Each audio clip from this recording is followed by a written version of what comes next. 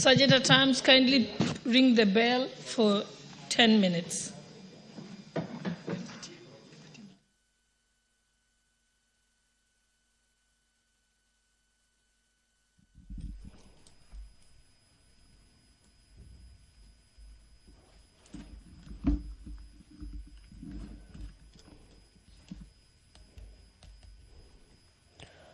Well, the business of the National Assembly has officially commenced this morning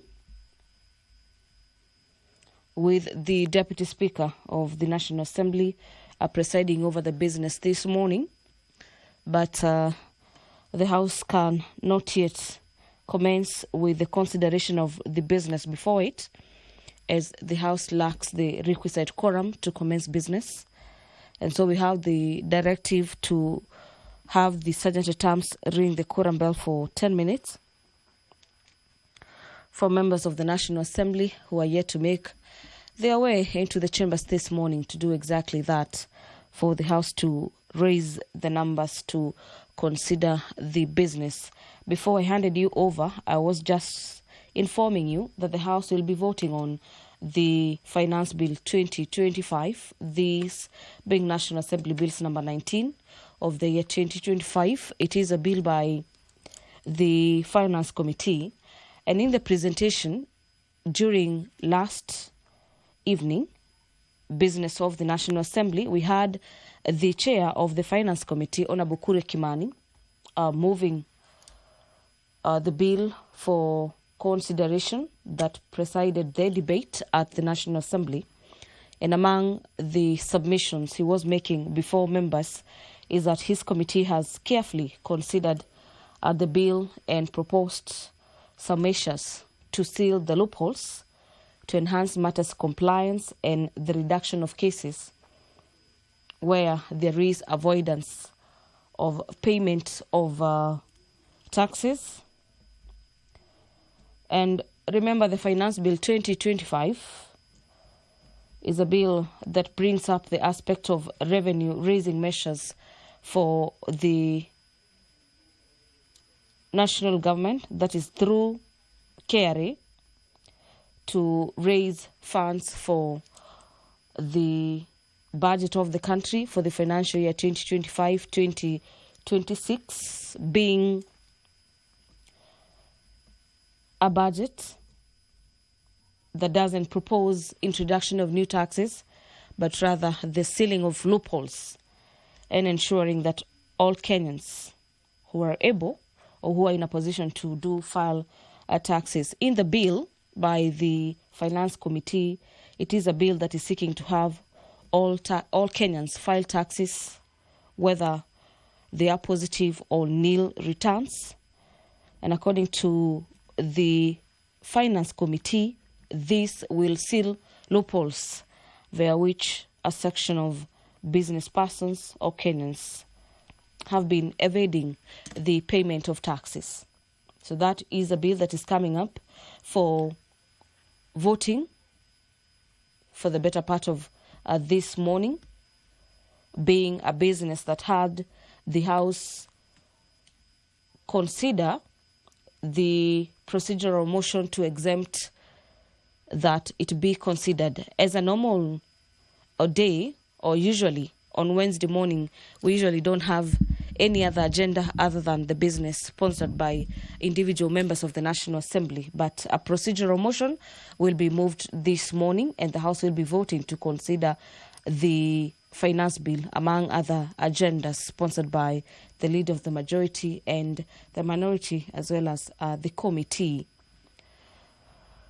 The consideration of nominees for appointment to the National Police Service Commission is also a matter coming up before the National Assembly this morning, where the House will be voting on the appointment of Ms. Peris Muthoni Kimani and Mr. Benjamin Juma Imai, as well as Professor Coletta Suda, who, upon the approval by the House, they'll be officially appointed to serve as members of the National Police Service Commission during business of the National Assembly yesterday, members of the National Assembly called upon the three members to implement reforms in the police service to ensure that there are no police excesses. And with all indications from the chamber is that the House has raised business. You may stop the bell. First order. Order number 1, administration of oath. Order number 2, communication from the chair. Order number 3, messages. Order number 4, petitions. Order number 5, papers. Honorable members, allow me to amend the order paper so that I can go to, we'll jump papers for now. We jump papers, Majority Leader, and then we go straight to order number 8 and order number 8, 9, 10, 11, and 12.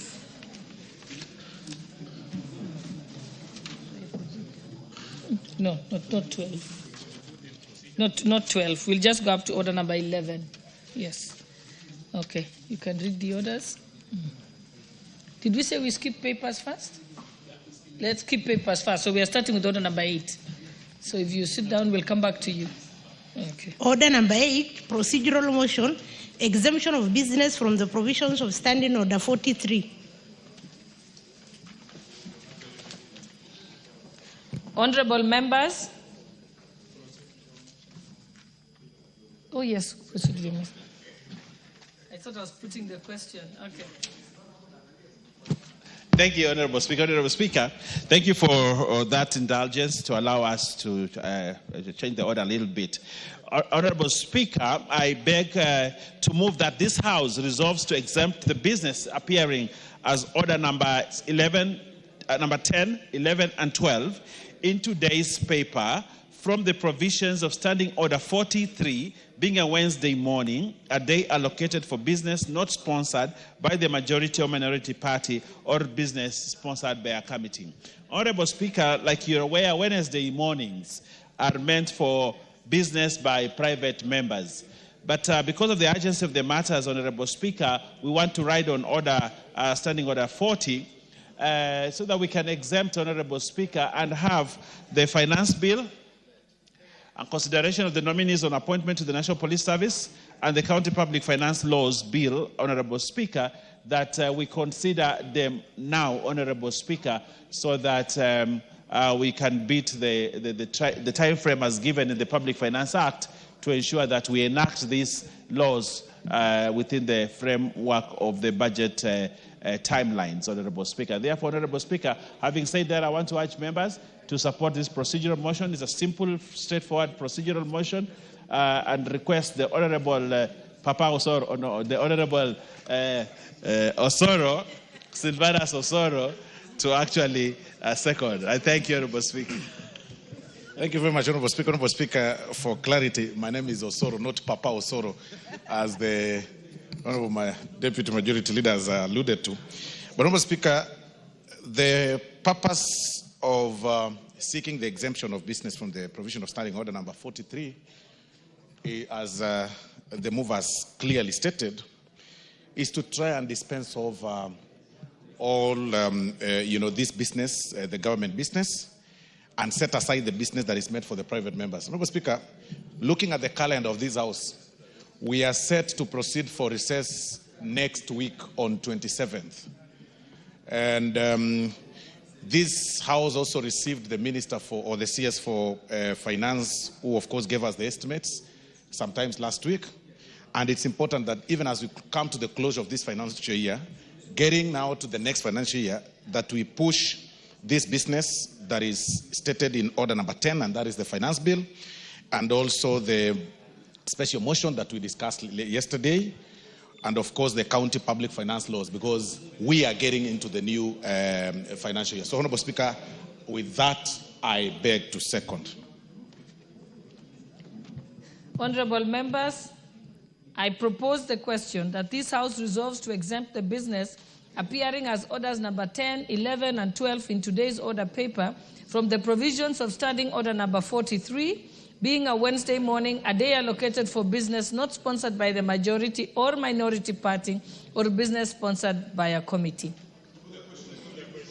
Thank you, honorable members. I now put the question that this House resolve to exempt the business as orders numbers 10, 11, and 12 in today's order paper from the provisions of Standing Order 43, being a Wednesday morning, a day allocated for business not sponsored by the majority or minority party or business sponsored by the committee. Will as many as of that opinion say aye? Aye. Will as many as of the contrary opinion say nay?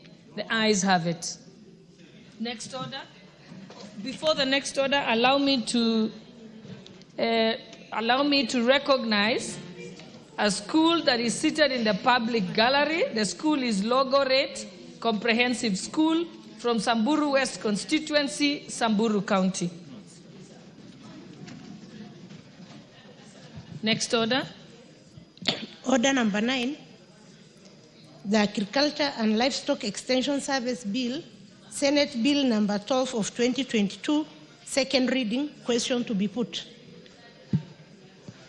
Honorable members, I now put the question that the Agriculture and Livestock Extension Services Bill, Senate Bill number 12 of 2022, be now read a second time.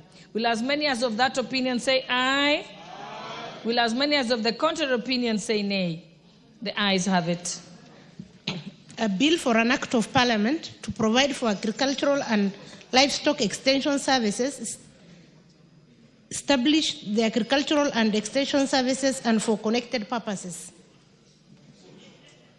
Next order. Order number 10, the Finance Bill, National Assembly Bill number 19 of 2025, second reading, question to be put. Honorable members, I now put the question that the Finance Bill, National Assembly Bill number 19 of 2025, be now read a second time. Will as many as of that opinion say aye? Aye. Will as many as of the contrary opinion say nay? The ayes have it. A bill for an act of parliament to amend the laws relating to various taxes and duties for matters incidental thereto. Next order. Order number 11, special motion, consideration of nominees for appointment to the National Police Service Commission. Question to be put. Honorable members, I now put the question that taking into consideration the findings of the Departmental Committee on Administration and Internal Security in its report on the approval of the hearing of nominees for appointment as members of the National Police Service Commission, laid on the table of this House on Thursday, 12 June 2025, and pursuant to the provisions of Article 246(2) and 252 of the Constitution, and Sections 3 and 8 of the Public Appointments Parliamentary Approval Act, Cap 7F, approves the appointment of the following nominees as members of the National Police Service Commission. 1, Ms. Peris Mudhoni Kimani. 2, Mr. Benjamin Juma Imai. And 3, Professor Colette A. Suda. Will as many as of that opinion say aye? Aye. Will as many as of the contrary opinion say nay? The ayes have it. Honorable members, I think you'll allow us now to go back to order number 5. Thank you for your indulgence. Order number 5, papers. Majority Leader, Honorable Lowenbayer. Honorable Speaker, I beg to lay the following papers on the table of the House today, Wednesday, June 18, 2025, morning sitting. 1, reports of the Auditor General and financial statement for the years ended 30th June 2024 and the certificates therein in respect of the following technical and vocational college. A, Msambweni. B, Kibwezi West. C, Mulango. D, Machakos Town. E, Kitui East. And F, Yata. 2, reports of the Auditor General and financial statement for the year ended 30th June 2024 and the certificates therein in respect of the following secondary schools. A. St. Alfonsa Kisau Girls, Makueni. B. Kitondo, Makueni. C. Baricho Boys. D. Kabare Girls. E. Shimba Hills. And F. Muha Boys, Makueni. 3. Reports of the Auditor General and financial statement for the year ended 30th June 2024 and the certificates therein in respect of the following technical training institute. A. Wote. B. Machakos Technical Institute for Blind. And C. Katine.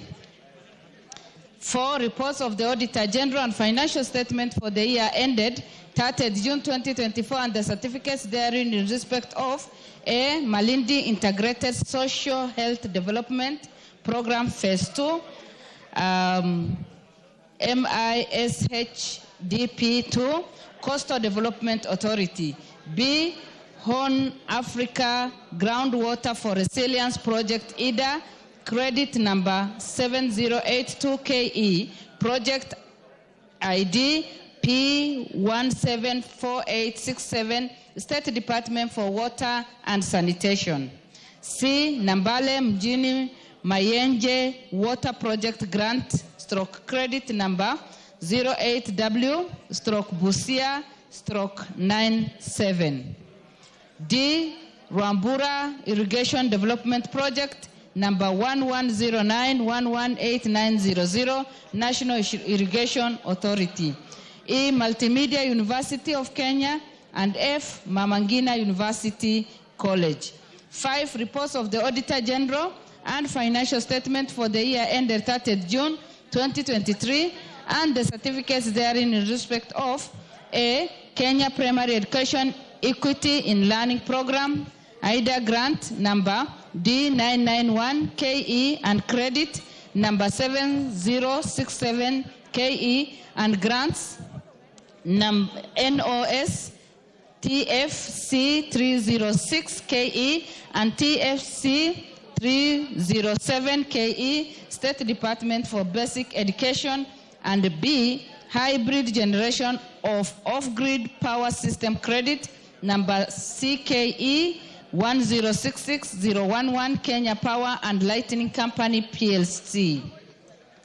6. Reports of the Auditor General and financial statement for the Sekuru National Polytechnic year ended 30th June 2024 and the certificates therein. Thank you, Honorable Speaker, and I lay. Thank you. Next order number 6. Order number 6, notices of motion. Order number 7, questions and statements. Honorable, order number 6, there was a notice of motion by Honorable Gikaria. Or is that? Sorry?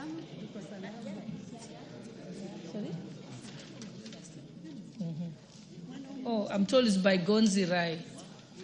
Is he available for your? You're ready for your notice of motion? Okay, just hold on. So we agree that Honorable Gikaria, you are on the order paper to give a notice of motion. So we skip that on number 6. Okay, so let's move to number 7, which is statements. Honorable Member for Kinango, Honorable Gonzirai, you may proceed. Madam Speaker, I rise to request for a statement regarding the safety of a Kenyan in Saudi Arabia. Honorable Speaker, pursuant to the provision of Standing Order 44(2)(c), I rise to request for a statement from the chairperson of the Departmental Committee on Defense Intelligence and Foreign Relations regarding the safety of Ms. Riziki Luvuno Mambo, holder of passport number AK1325501, who went missing in Saudi Arabia in March 2024. Honorable Speaker, Ms. Riziki Luvuno Mambo has been residing in Saudi Arabia since July 2023 when she moved there for employment. However, her family, with whom she maintained regular communication, claims to have lost contact with her on 12th of March 2024, raising concerns about her safety and whereabouts. Following her lack of communication, the family received reports on 23rd of April 2024 that she had been arrested and was being held at Jeddah Sawari police station in Saudi Arabia. It is alleged that she was found in a state of distress,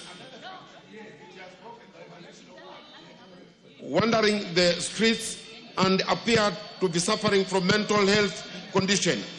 Efforts by the family to secure her repatriation to Kenya have been unsuccessful.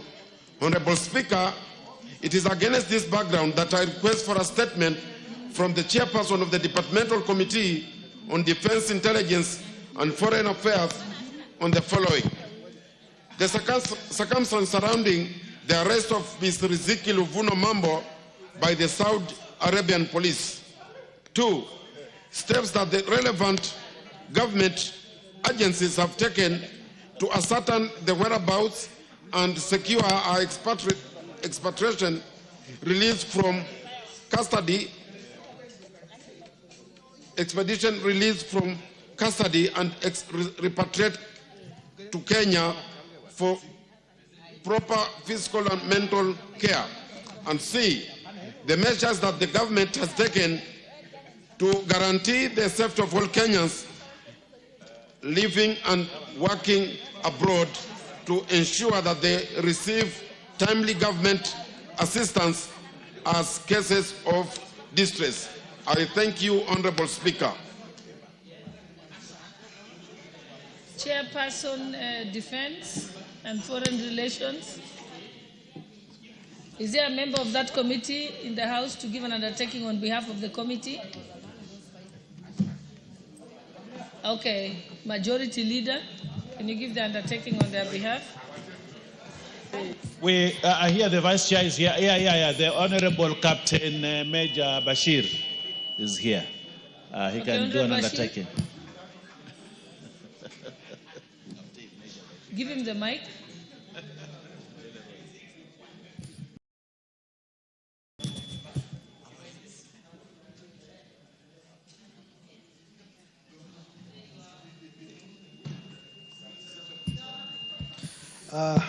Thank you, Madam Speaker. I have listened to the request for a statement, and I would like to inform the member that we'll be able to have a response to the question in 2 weeks' time, including also all others that he has mentioned, including distress calls from the people in diaspora. 2 weeks' time will be appropriate. Okay, thank you. Next order.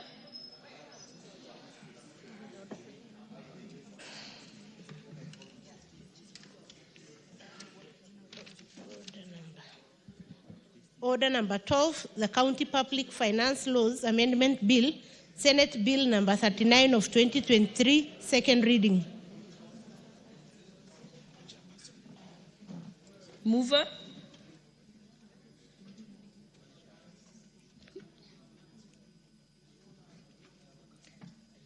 Who's the mover of the bill?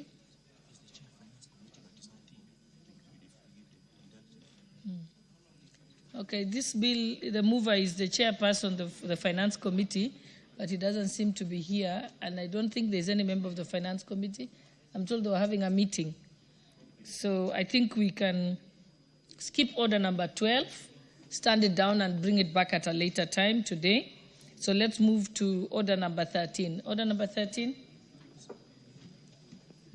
Order number 13, motion, consideration of Senate amendments to the National Construction Authority Amendment Bill, National Assembly Bill number 59 of 2022.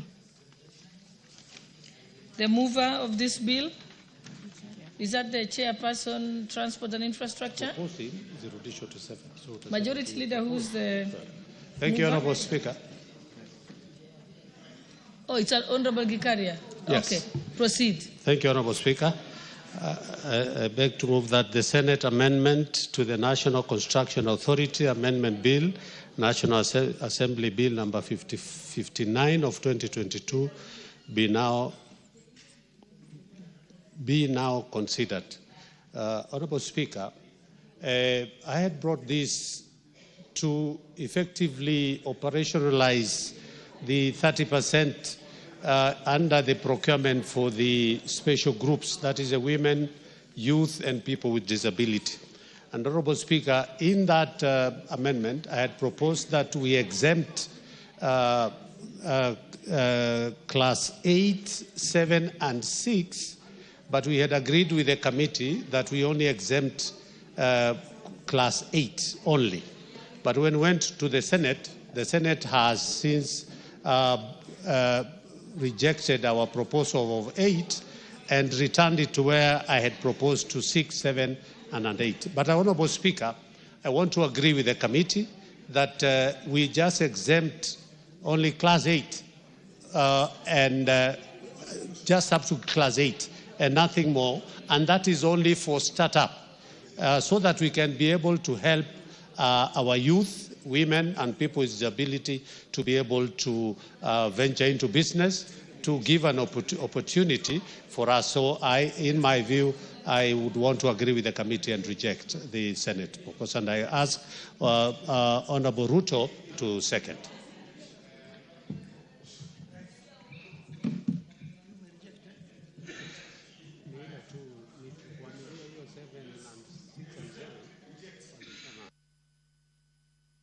Before we do that, may I have a seconder? Is the seconder the Honorable Ruto? Member for Keses, please proceed. Thank you so much, Madam Speaker. Through to what the proposer said, Madam Speaker, the essence of providing this particular intervention is to encourage young members of the country, that is the youth, the special group of women, and people living with disability to participate in such business entities and to grow the economy. And therefore, I stand to support the rejection of the proposals of Senate, and we only approve the removal of Class 8 under NCA, so that we encourage the new people and we don't misuse the other conditionalities that have been provided by NCA, because we've seen other people who are qualified, who are able, can misuse those particular provisions. Thank you so much. I support the proposal of rejection. First, I now propose the question, which is that the Senate amendment bill to the National Construction Authority Amendment Bill, National Assembly Bill number 59 of 2022, be now considered. May I go ahead and put the question? Yes. I now put the question that the Senate amendment to the National Construction Authority Amendment Bill, National Assembly Bill number 59 of 2022, be now considered. Will as many as of that opinion say aye? Will as many as our contrary opinion say nay? Nay. The nays have it. So, honorable members, well, honorable members,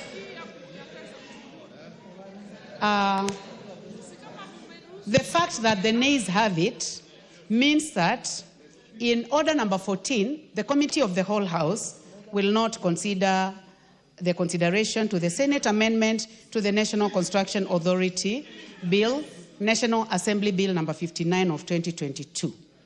Thank you, honorable members.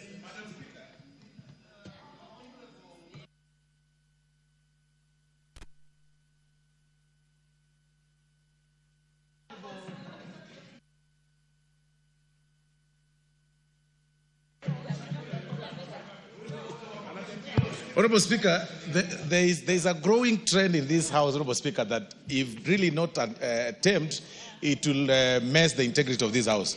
Honorable Speaker, when the Speaker is on her feet, nobody should be seen walking and moving around, Honorable Speaker.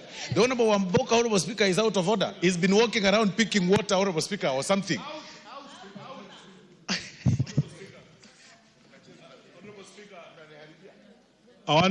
I apologize, Honorable Speaker.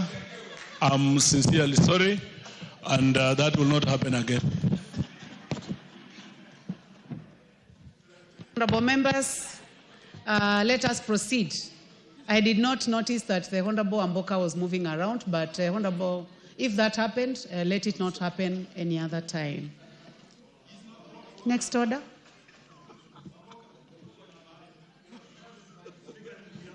Order number 14, Committee of the Whole House.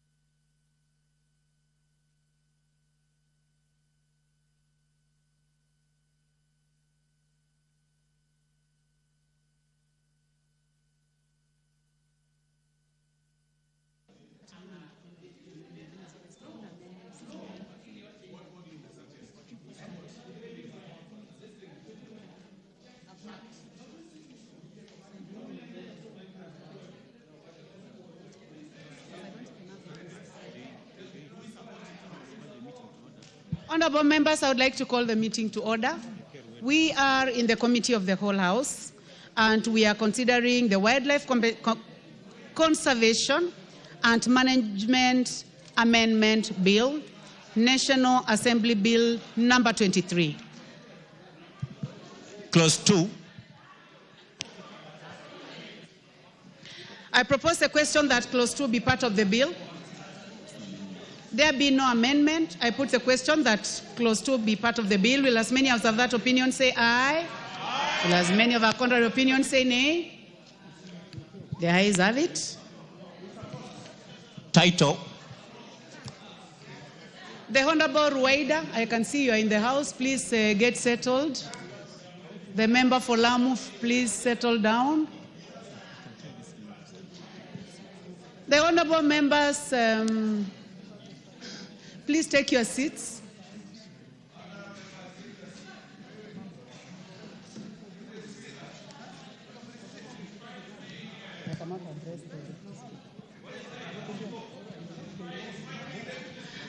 Honorable members, the only person I will not address is the Deputy Speaker. The rest of the members, please take your seats. Except the Deputy Speaker.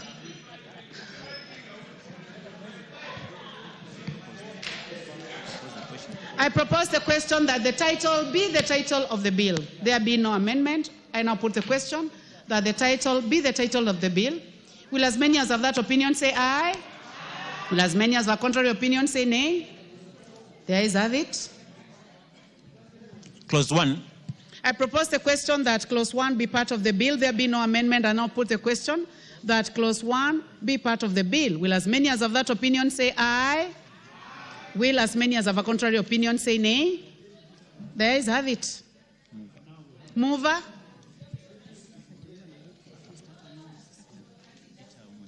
The Honorable Rueda Obo, member for Lamu East. Lamu East. Mheshimiwa Spika, naomba kutoa hoja kwamba kamati ya bunge iliripoti kwa bunge la kitaifa kushughulikia kwa mswada wa hifadhi na usimamizi wa wanyamapori marekebisho mswada wa bunge la kitaifa nambari 3 wa mwaka 2023 na kuridhiwa kwake bila marekebisho. Asante Bi Spika.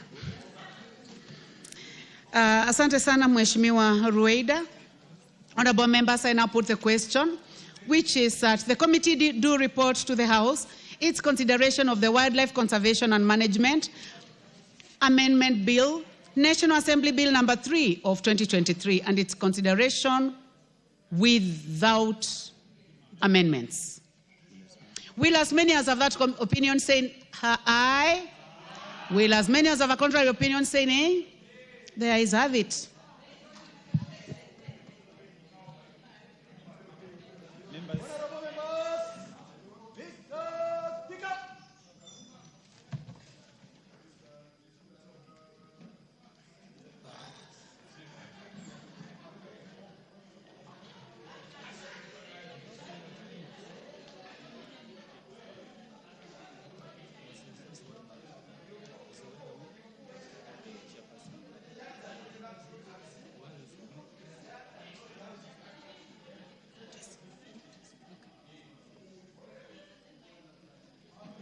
chairperson to report to the House.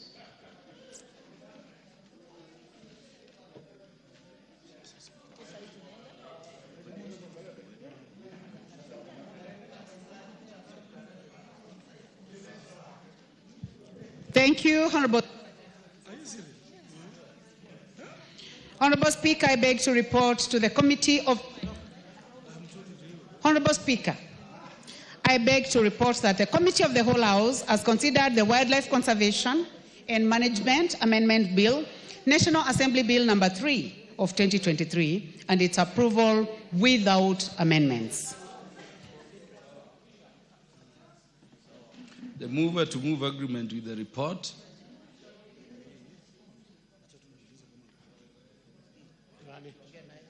The mover to move agreement with the report. Mheshimiwa Spika, naomba kutoa hoja kwamba bunge hili likubaliane na kamati ya bunge zima kuhusu ripoti hiyo. Pia namuomba Mheshimiwa Owen Baya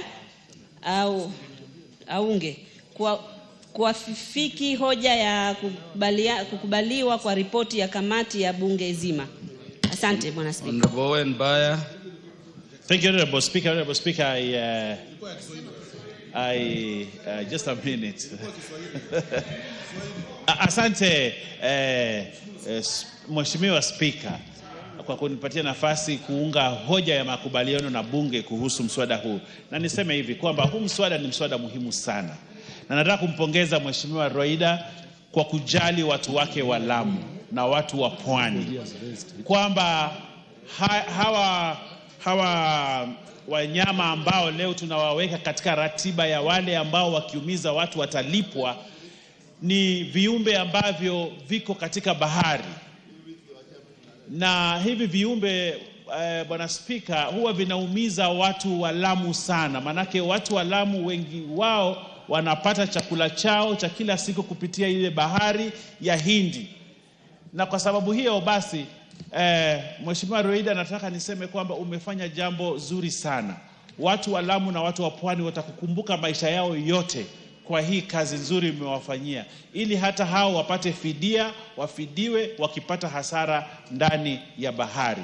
Asante Bwana Spika, na naunga mkono makubaliano na hoja hii ambayo Mheshimiwa Roida amepitisha. Asante sana. Yes, Honorable Rachel Nyamai. No. In terms of procedure, Honorable Rachel, the question has to be proposed first. Honorable members, I propose the question that the House do agree with the committee in the said report. Honorable Rachel Nyamai. Mheshimiwa Spika, ningependa kuchukua fursa hii pia mimi niweze kumpa kongole Mheshimiwa wa Lamu East ambaye ni Mheshimiwa Ruweida Obo. Alifanya kazi nyingi sana. Na kwa kawaida Mheshimiwa Ruweida huwa anajali sana watu wake wa Lamu. Na sana sana mambo ambayo yanahusu bahari, mambo ambayo yanahusu umbali kutoka hapa Nairobi. Tumemsikiza akiwa hapa bungeni vile anapenda kuhakikisha kwamba watu wake wanapatiwa fidia sana sana kwa mambo ambayo yanahusu bahari. Na ningependa pia kupongeza Mheshimiwa Honorable Owen Baya. Na pia nimwambie, nimeona Kiswahili kimeanza kumshinda. Sijui ni kwa sababu gani. Kwa sababu analemewa ni kukaa sana na Mheshimiwa Eshongwa, Mheshimiwa Whip Osoro, na Mheshimiwa wa Marsabit, Mheshimiwa wako, wanamuongelesha kizungu mingi mpaka siku hizi ameanza kusahau Kiswahili. Kwa hivyo ningependa kuwapongeza wote wawili, lakini niambie Mheshimiwa Ruweida ajaribu aketi sana na Mheshimiwa Baya amfundishe Kiswahili. Mheshimiwa Rachel Nyamai, ungependa kufahamishwa jambo na Mheshimiwa Osoro? Ningependa nifahamishe na Mheshimiwa Osoro. Na anifahamishe kwa Kiswahili. Fahamisha kwa Kiswahili. Mheshimiwa Spika, ningependa kufahamisha Mheshimiwa Rachel kwamba hatusemi kwamba lugha ya Kimombo, usema kwamba Kiingereza mingi. Unasema Kiingereza kingi. Pili, tunasema kwamba sio Kiswahili kimemshinda. sema kwamba Kiswahili, lugha ya Kiswahili imemlemea. Kwa hivyo matamshi katika ngeli ni vema kwamba ni vema unapozungumza katika lugha ya Kiswahili uelewe kwamba kuna ngeli, pia kuna muktadha wa kufuata kidogo, ndio kidogo uweze kuelewa Kiswahili vile inafaa. Mheshimiwa Recho, umefahamishwa, ulikuwa umemaliza au unaendelea? Ningependa tu kufunga. Sababu hata mie ningependa kushukuru sana Mheshimiwa Osoro, lakini pia ni vizuri ajue kuna misamiati ya Kiswahili ambayo anafaa aielewe vizuri. Kwa hivyo tunapopongeza Mheshimiwa wa Lamu, tunafaa tupange maneno.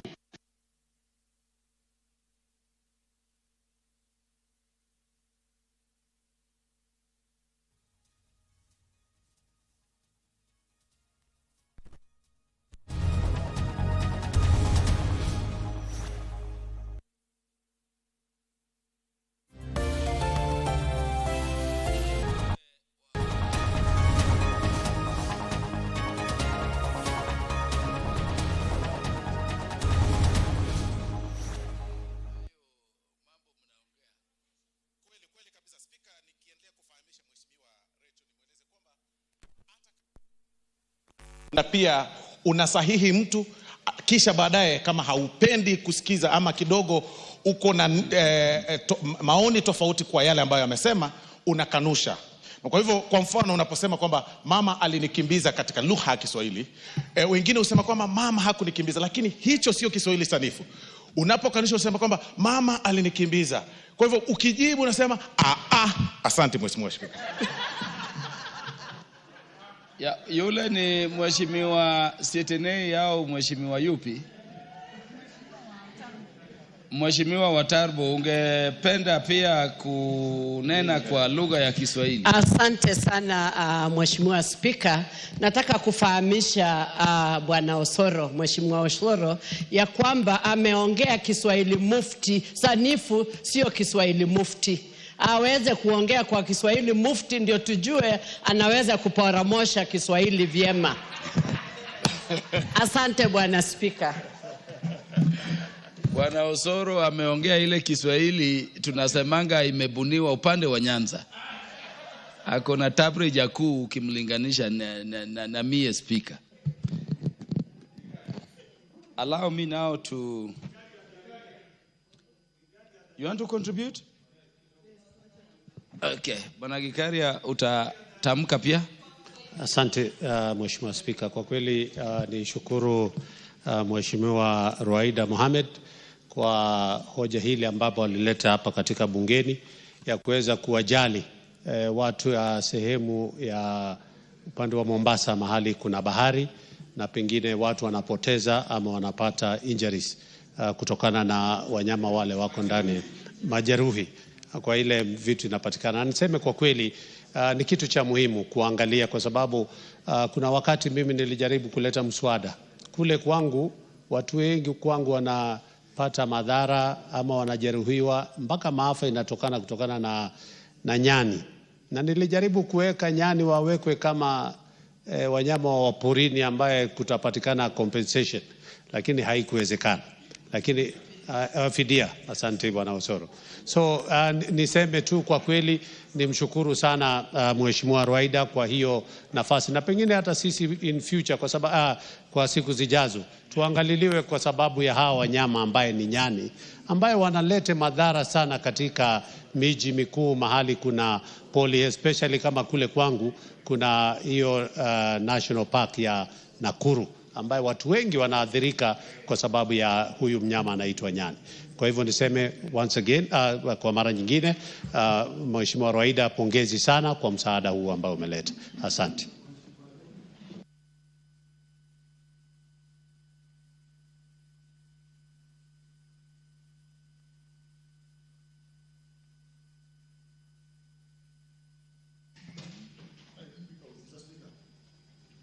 Yeah, honorable members, I now put the question that the House do agree with the committee in the said report.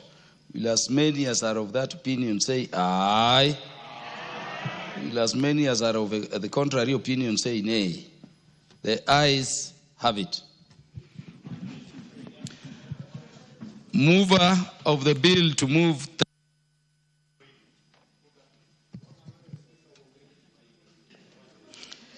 Mheshimiwa Spika, naomba kutoa hoja kwamba mswada wa hifadhi na usimamizi wa wanyamapori marekebisho, mswada wa bunge la kitaifa nambari 3 wa mwaka 2023 sasa usome mara ya 3.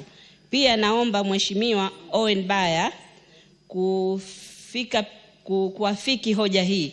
Bwana Spika, nataka nichukue nafasi hii niwashukuru wabunge wenzangu kwa kuungana pamoja kupitisha huu mswada. Pia nishukuru uongozi wa bunge kwa kuhakikisha kwamba leo tumefika hii stage. Hili ni jambo kubwa sana kwetu kwa sababu madhara mengi tuliyaona wakati tulipokwenda kule, kamati ilipokwenda Faza. Watu walikuwa wamekatwa miguu. Hivi sasa ni kuambia lazima kwa mwezi lazima at least mtu mmoja, angalau mtu mmoja atakuwa amepigwa na huyu mnyama anaitwa yeda, kwa kizungu stingray. Pia kuna watu wengi wameathiriwa, itasaidia watalii. Hata si watu wetu peke yetu. Kuna mtalii alienda kupiga picha na akakatwa na papa. Pale feri pia watu wengi wanaathirika na papa kwa sababu meli zikija zinapita na mapapa. Bahati mbaya pengine mtu ameingia chini ya feri kutengeneza, anakatwa na papa na hawapati malipo. Sahihi hii itasaidia hata hawa wabunge. Saa nyingine wanaenda kujivinjari, wakifika Mombasa, wakienda na zile boat. Bahati mbaya waanguke kwa maji au sema nataka kuogelea, kuna saa nyingine hatari inaweza tokea, pia wao itakuwa imewasaidia. Bwana Spika, sitaki kuchukua muda mwingi zaidi, lakini nashukuru sana. Hata nimeshikwa na shaki. Najua kwangu hili ni jambo kubwa sana. Watu wangu nao watajihisi kwamba ni Wakenya, wakosti wote kwa jumla watajihisi kama ni Wakenya na wao hawatengwi kwa sheria. Manake sheria mwanzo ilikuwa imeangalia tu watu kwa ardhi, watu wa maji, sisi ambao tunaringizwa na maji ilikuwa hatuonekani. Nashukuru bunge hili sasa imefanya kwamba watu wanakaa kwa visiwa vya bahari au wanakaa kama mazingira ya maji na wao wamewekwa kwa rada ya serikali. Manake mara nyingi walikuwa wameona wametengwa. Hii itafanya tuweze kuhifadhi zaidi wanyama wetu wa pori. Asante Bwana Spika. Sije nikalia, asante. Mheshimiwa Owen Baya. Asante sana Bwana Spika, na hakiki mswada huu na afiki mswada huu kwamba usomwe kwa mara ya 3, na pia niseme kwamba kama vile wabunge wenzangu wanavyosema na vile Mheshimiwa Roida amesema, huu ni mswada mzuri sana, mswada ambao utasaidia watu wa pwani. Kilifi ni kati ya zile kaunti ambazo ziko na ufuo wa bahari mrefu sana, na bahari iko pale na watu kazi yao wengi ni maneno ya ubaharia, na mswada huu umekuja kwa wakati wake, kwamba ni wakati sasa watu ambao kwa muda mrefu walikuwa wamesahaulika katika maneno ya kufidiwa katika zile ajali zinafanyika ndani ya bahari, sasa pia wamepata nafasi. Kwa hiyo mimi ile nataka kuomba bunge hili, nataka kuomba uongozi wa bunge, mswada huu upeleke kwa haraka sana, uwekwe sahihi na rais ama assent, ili usikae. Nimeona miswada mingine tumepitisha hapa imekaa haijapelekwa for assent, na mimi nataka niwaombe sana, huu mswada ambao Mheshimiwa Roida ameufanyia kazi sana na ameweka kazi zake sana na amepatia matumaini watu wa Lamu na watu wa pwani, kwamba ufikishwe kwa haraka sana kwa rais, uwekwe sahihi, ili wale ambao wanaumia kwa sababu hii maneno ambayo imefanyika wapate fidia kwa haraka sana. Mimi nataka kuunga mkono. Asante sana. Honorable Charles Nguna Ngusia. Asante sana Bwana Spika kwa kunipa nafasi hii. Charles Nguna Ngusia, just take back your seat. I've not proposed the question for debate. Honorable members, I propose the question that the Wildlife Conservation and Management Amendment Bill, National Assembly Bill number 3 of 2023, be now read a third time.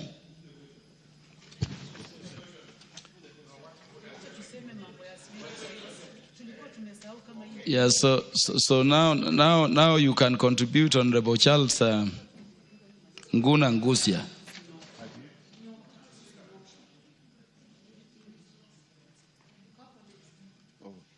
Asante sana Bwana Spika. Nilikuwa nimeharakisha sana kuchangia mswada huu, lakini nimepata ya kwamba umekamilika. Kwa sasa mimi nataka kuongeza sauti yangu kwa hii niunge mkono kabisa, na nataka kuuliza itiwe sahihi haraka iwezekanavyo, na kama Spika ilivyo desturi yetu, nataka kuomba tafadhali upe dada yangu Recho Kaki, kuna kitu alikuwa anataka kuongezea hii mswada. Asante sana.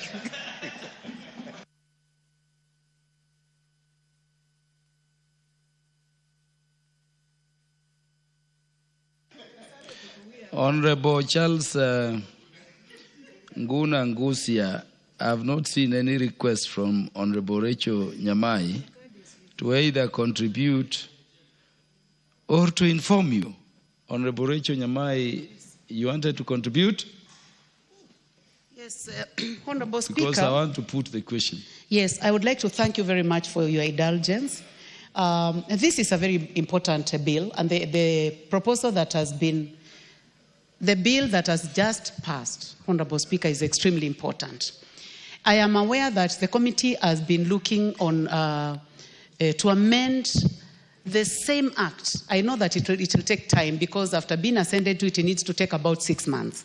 But the issue of snake bites, Honorable Speaker, is a big issue that must be discussed now by this House. We have snake bites all over the country, starting with Baringo, Marsabit, Mandera. Kitui has the most poisonous snakes, Honorable Speaker. And we realize that when this amendment was being done, snake bites seems to have been left out. And I remember it was also removed, actually, in the 12th Parliament. So I would like to request the chair of this committee, after the passage of the 6 months, we will be bringing an amendment so that we also consider snake bites, because snake bites are killing too many people. And the ministry was in my constituency about 3 weeks ago, and the issue of snake bites was raised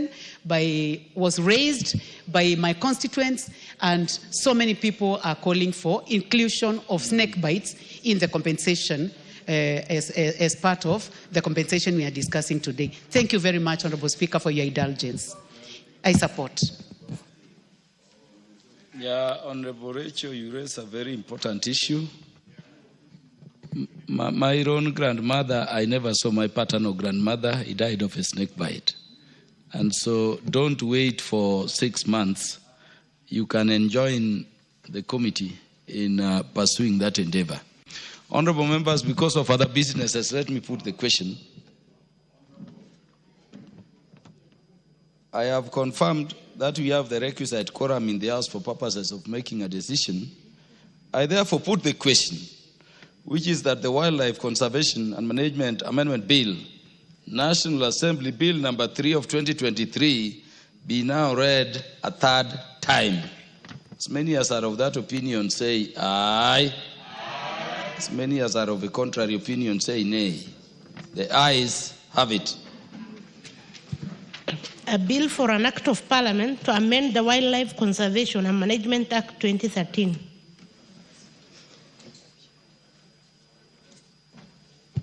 Next order.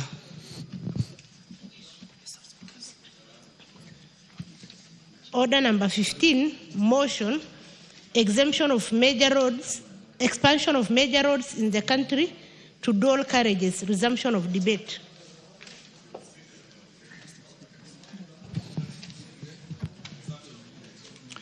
Is that for resumption of debate?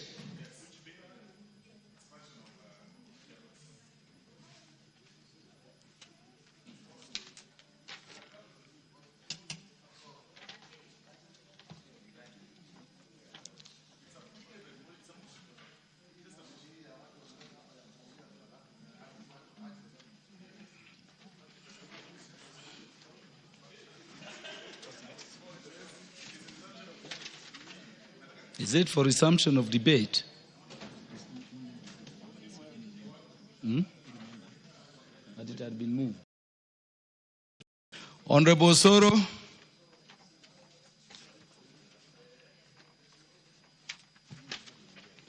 Thank you very much, Honorable Speaker. Honorable Speaker, I rise to support the motion by the Honorable Faith Gitao on the expansion of major roads in the country to dual carriages. Honorable Speaker, the road issue or the road matter is actually a thorn in the flesh of many Kenyans, Honorable Speaker. That when you move around the world, those of us who have had the privilege to travel across the world, you'll agree with me that we are behind schedule in terms of the road network as a country, Honorable Speaker. But of importance, Honorable Speaker, is the proposal or the motion by the Honorable Faith Gitao that seeks, or rather that brings us to the attention of everybody, Honorable Speaker, about the expansion of these major roads. Honorable Speaker, when you look, or if you've had an opportunity to travel or to make your way or to drive or whichever way from Nairobi all the way to Nakuru, then all the way to Kericho, all through to that route, Honorable Speaker, you'll agree with me that over the weekends, that route is extremely busy. Very, very busy.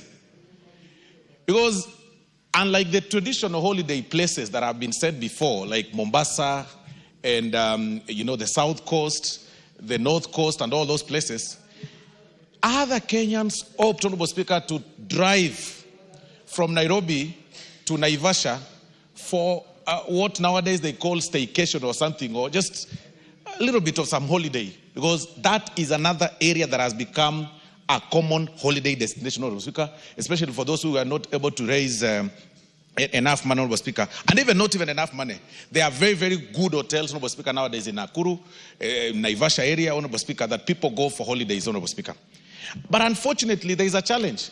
You drive all the way from Nairobi, you get to Westlands, but past Limuru, Honorable Speaker, you then now start finding a challenge or getting a challenge of the road network because of so many vehicles, Honorable Speaker, on the way.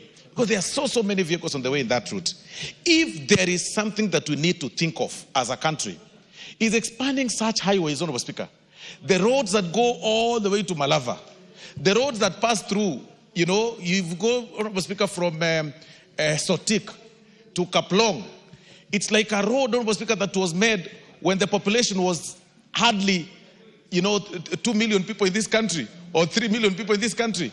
It is really not a road that people should be talking about. And I see Honorable Osero looking at me because that is his home. And he knows very well that there is a challenge between Sotik, Keroka, Kisii, and going all the way, Honorable Speaker, to Tirare. It's really, really a big challenge, Honorable Speaker. And there are so many vehicles on the road. Those roads, the implementers, or rather the people who came up with that structure of such roads, Honorable Speaker, did not envision a time when we will be densely populated as we are and with so many people on the road. And that is why this motion is coming in timely. Look at Mombasa, Honorable Speaker. Not everybody is able to afford a flight to Mombasa. That immediately you get to Makutano at the junction of Machakos towards Mombasa, Honorable Speaker, the road becomes slimmer, and slimmer. And because it was actually made, it was constructed over 30 or 40 years ago, or even 50 years ago, and not really well maintained. Sometimes, of course, there are potholes on the road. Some irregular bumps have been erected by people because of the accidents that occur, Honorable Speaker. And we even squeeze ourselves with the trailers when you're driving in those roads. I mean, really, it is about time that we start having this discussion on how we can be able to expand these roads to have every major road as a dual carriage, Honorable Speaker. But even as we get to that, then we'll then need to sit down and ask ourselves this question. Is it then possible for this country, the country's budget, to meet those needs? Is it possible that within the budget that we have, Honorable Speaker, that we have all those roads, made under dual carriage, Honorable Speaker? What then, when you ask yourself this question, then it brings up for this answer that it's about time we also start thinking on how we can engage investors on such structures under the PPP terms. That if the government is not able to construct these roads because of the taxes, the insufficient, budget that we have, Honorable Speaker, and of course there's several needs, then it's about time that we start embracing the question of the private-public partnerships across the country. It is the question of time. It is about time that you start thinking about that right. That if you're doing a road towards Malava from Nairobi, then have an investor construct an 8-lane structure, 8-lane carriage on one side, and 8-lane carriage on the other side, with the exclusion of a free one. Then you do tolling so that you're able to recover your money. So you do 8. If you want to go express to Malava, use the dual carriage. If you do not want to pay for through the toll station, then just a similar thing that happens, of course, Honorable Speaker, to the expressway. Then you are left with that small, slender road, the old one, so that you can use and remain on traffic as you want. So it's about time that we start telling Kenyans and embracing, even as leaders, the question of the PPP, because it is not tenable through our budget. If we will be waiting for us, for the exchequer to fund the road, to make the road that way, like Thika Superhighway, so that we can have those dual carriages all through the country, it will not be possible. We want to urge Kenyans to start embracing the private-public partnerships. A similar thing that happened, a similar one like the expressway, it's optional for you to get through the expressway to the JKIA, or you use the underpass and go, it's free, and then go to JKIA. The difference is that one will save time, the other one will pay at a cost. So those are the things that we need to embrace, because it is timely. Looking at the city planning, looking at the country's planning, we are a little bit behind. I was engaging one of the colleagues, Honorable Speaker, when we visited Zambia the other day.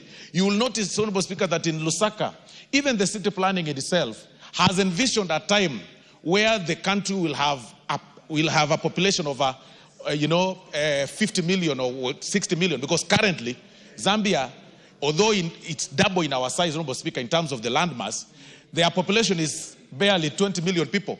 But looking at the city planning, the spaces they've left for those who cycle, the spaces they've left for those people who like walking along the road is very safe. But look at our country, Honorable Speaker. The cyclists, the people, the cyclists are riding their motorbikes and their bicycles just besides the vehicles, and besides those people who are doing jogging every day, and besides, of course, trailers, quite risky. And that is why, Honorable Speaker, we've got so many cases of hit and run. And I can tell you, as a legal practitioner, when I started practicing law, Honorable Speaker, the very first thing I started doing, Honorable Speaker, is going through the morgues, Honorable Speaker, for what we call ambulance chasing. And that's what most people who start practicing do because it is common. People are dying on the road, Honorable Speaker, through hit and run. People are hit daily.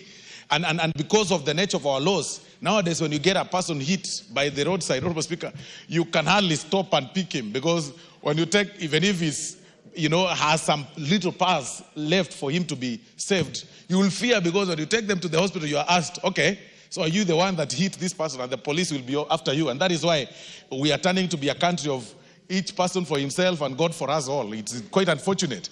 But General Honorable Speaker, it is about time that we start thinking through the PPPs. We start looking for the investors, viable and quality investors, to help us do the dual carriages.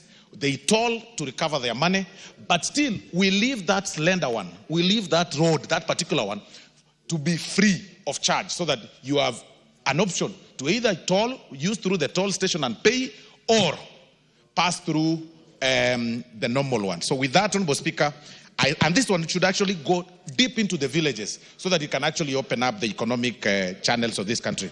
With those very many remarks, Honorable Speaker, I am very impressed by the Honorable Faith Gitau's motion, and I suggest that it just doesn't end in these structures of motion. We need to think through the public-private partnership, Honorable Speaker, in terms of for us to engage, for us to be able to achieve this, because it is not possible to do this through the exchequer.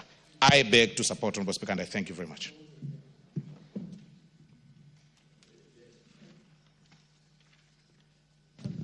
Before we proceed, honorable members, I would like to welcome students seated in the public gallery this morning, students from Kivodhine Secondary School, Kibwezi East Constituency, Makueni County. Let us welcome them to the National Assembly. You are welcome to continue observing the proceedings of the House.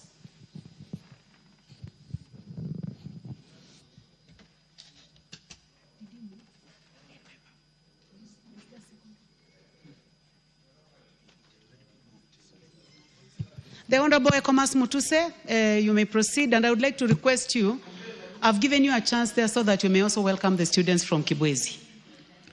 Thank you, Madam Speaker. In welcoming the students from Kivudhin Primary School in Kibwezi East, which is my neighboring constituency, just to urge them and their teachers to you are welcome to the House of Parliament. This is where decisions in terms of laws, decisions in terms of budgeting, and oversight of expenditures of the national government are taken. This is a house of record, it's a house of order. You are among the privileged few who have had the opportunity to come here, and therefore I congratulate you with your teachers for making to the House of Parliament, and we wish you all the best in your academic journeys so that in future all of you may grow up to be professionals who this country will look up to in terms of transforming us, and some of you may also become leaders and lead your people at your time.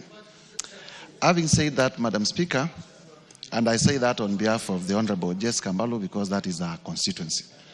Having said that, Madam Speaker, allow me to now comment on the motion for the expansion of major roads in the country to dual carriageways that has been moved by the Honorable Faith Gitau. From the onset, Madam Speaker, this is a motion that is not only timely, but is something that should have been done by the country many, many years ago. Madam Speaker, you are now aware that the World Bank has classified Kenya as the 6th largest economy in Africa. We have now overtaken Ethiopia and Angola, and we are now the 6th largest economy in Africa by virtue of the size of our GDP. That means that our infrastructure needs to reflect the size of our economy. And that infrastructure to reflect the size of our economy, our road systems need to be modernized, our railway systems as well need to be modernized, and so that we reflect a country that is the 6th largest economy in Africa in the 21st century. If you compare our infrastructure with that of South Africa, driving from Cape Town to Pretoria, you realize it's a dual carriage. It's a long distance. Same way from many, many cities in our continent that are smaller economies than us. And therefore, we want to congratulate the Honorable Faith Gitau for reminding us in this House and those in the executive that the time has come for our roads to be dual carriageways. Madam Speaker, I represent a constituency that is on the Nairobi-Mombasa Highway, Kibwezi West constituency. From Kibwezi town through Makindu to Emali is a distance of about 70 kilometers on the Nairobi-Mombasa Highway. And there are many, many accidents. It is the same in Kibwezi East, it is the same in Kilome constituency. There are many, many accidents that are happening because the road is a single carriageway. And we have been expecting, especially with the promise that the Americans want to do an expressway from Nairobi to Mombasa, the one that they have nicknamed Usahihi, that we may have this project come to pass so that we may reduce the number of accidents, because one life lost through a road accident is too many lives for us. We have also heard about plans to do the road from Chumvi through Konza Technopolis all the way to Emali under the funding of the Korea government. And I stand to request the executive to fast track such plans so that my people, the people living along the Nairobi-Mombasa Highway, may stop losing their lives because of avoidable accidents that can be avoided by dualing the Mombasa-Nairobi Highway. As for the funding, everything starts with an idea. And we cannot fear to propose ideas of dualing our roads because we do not have the money.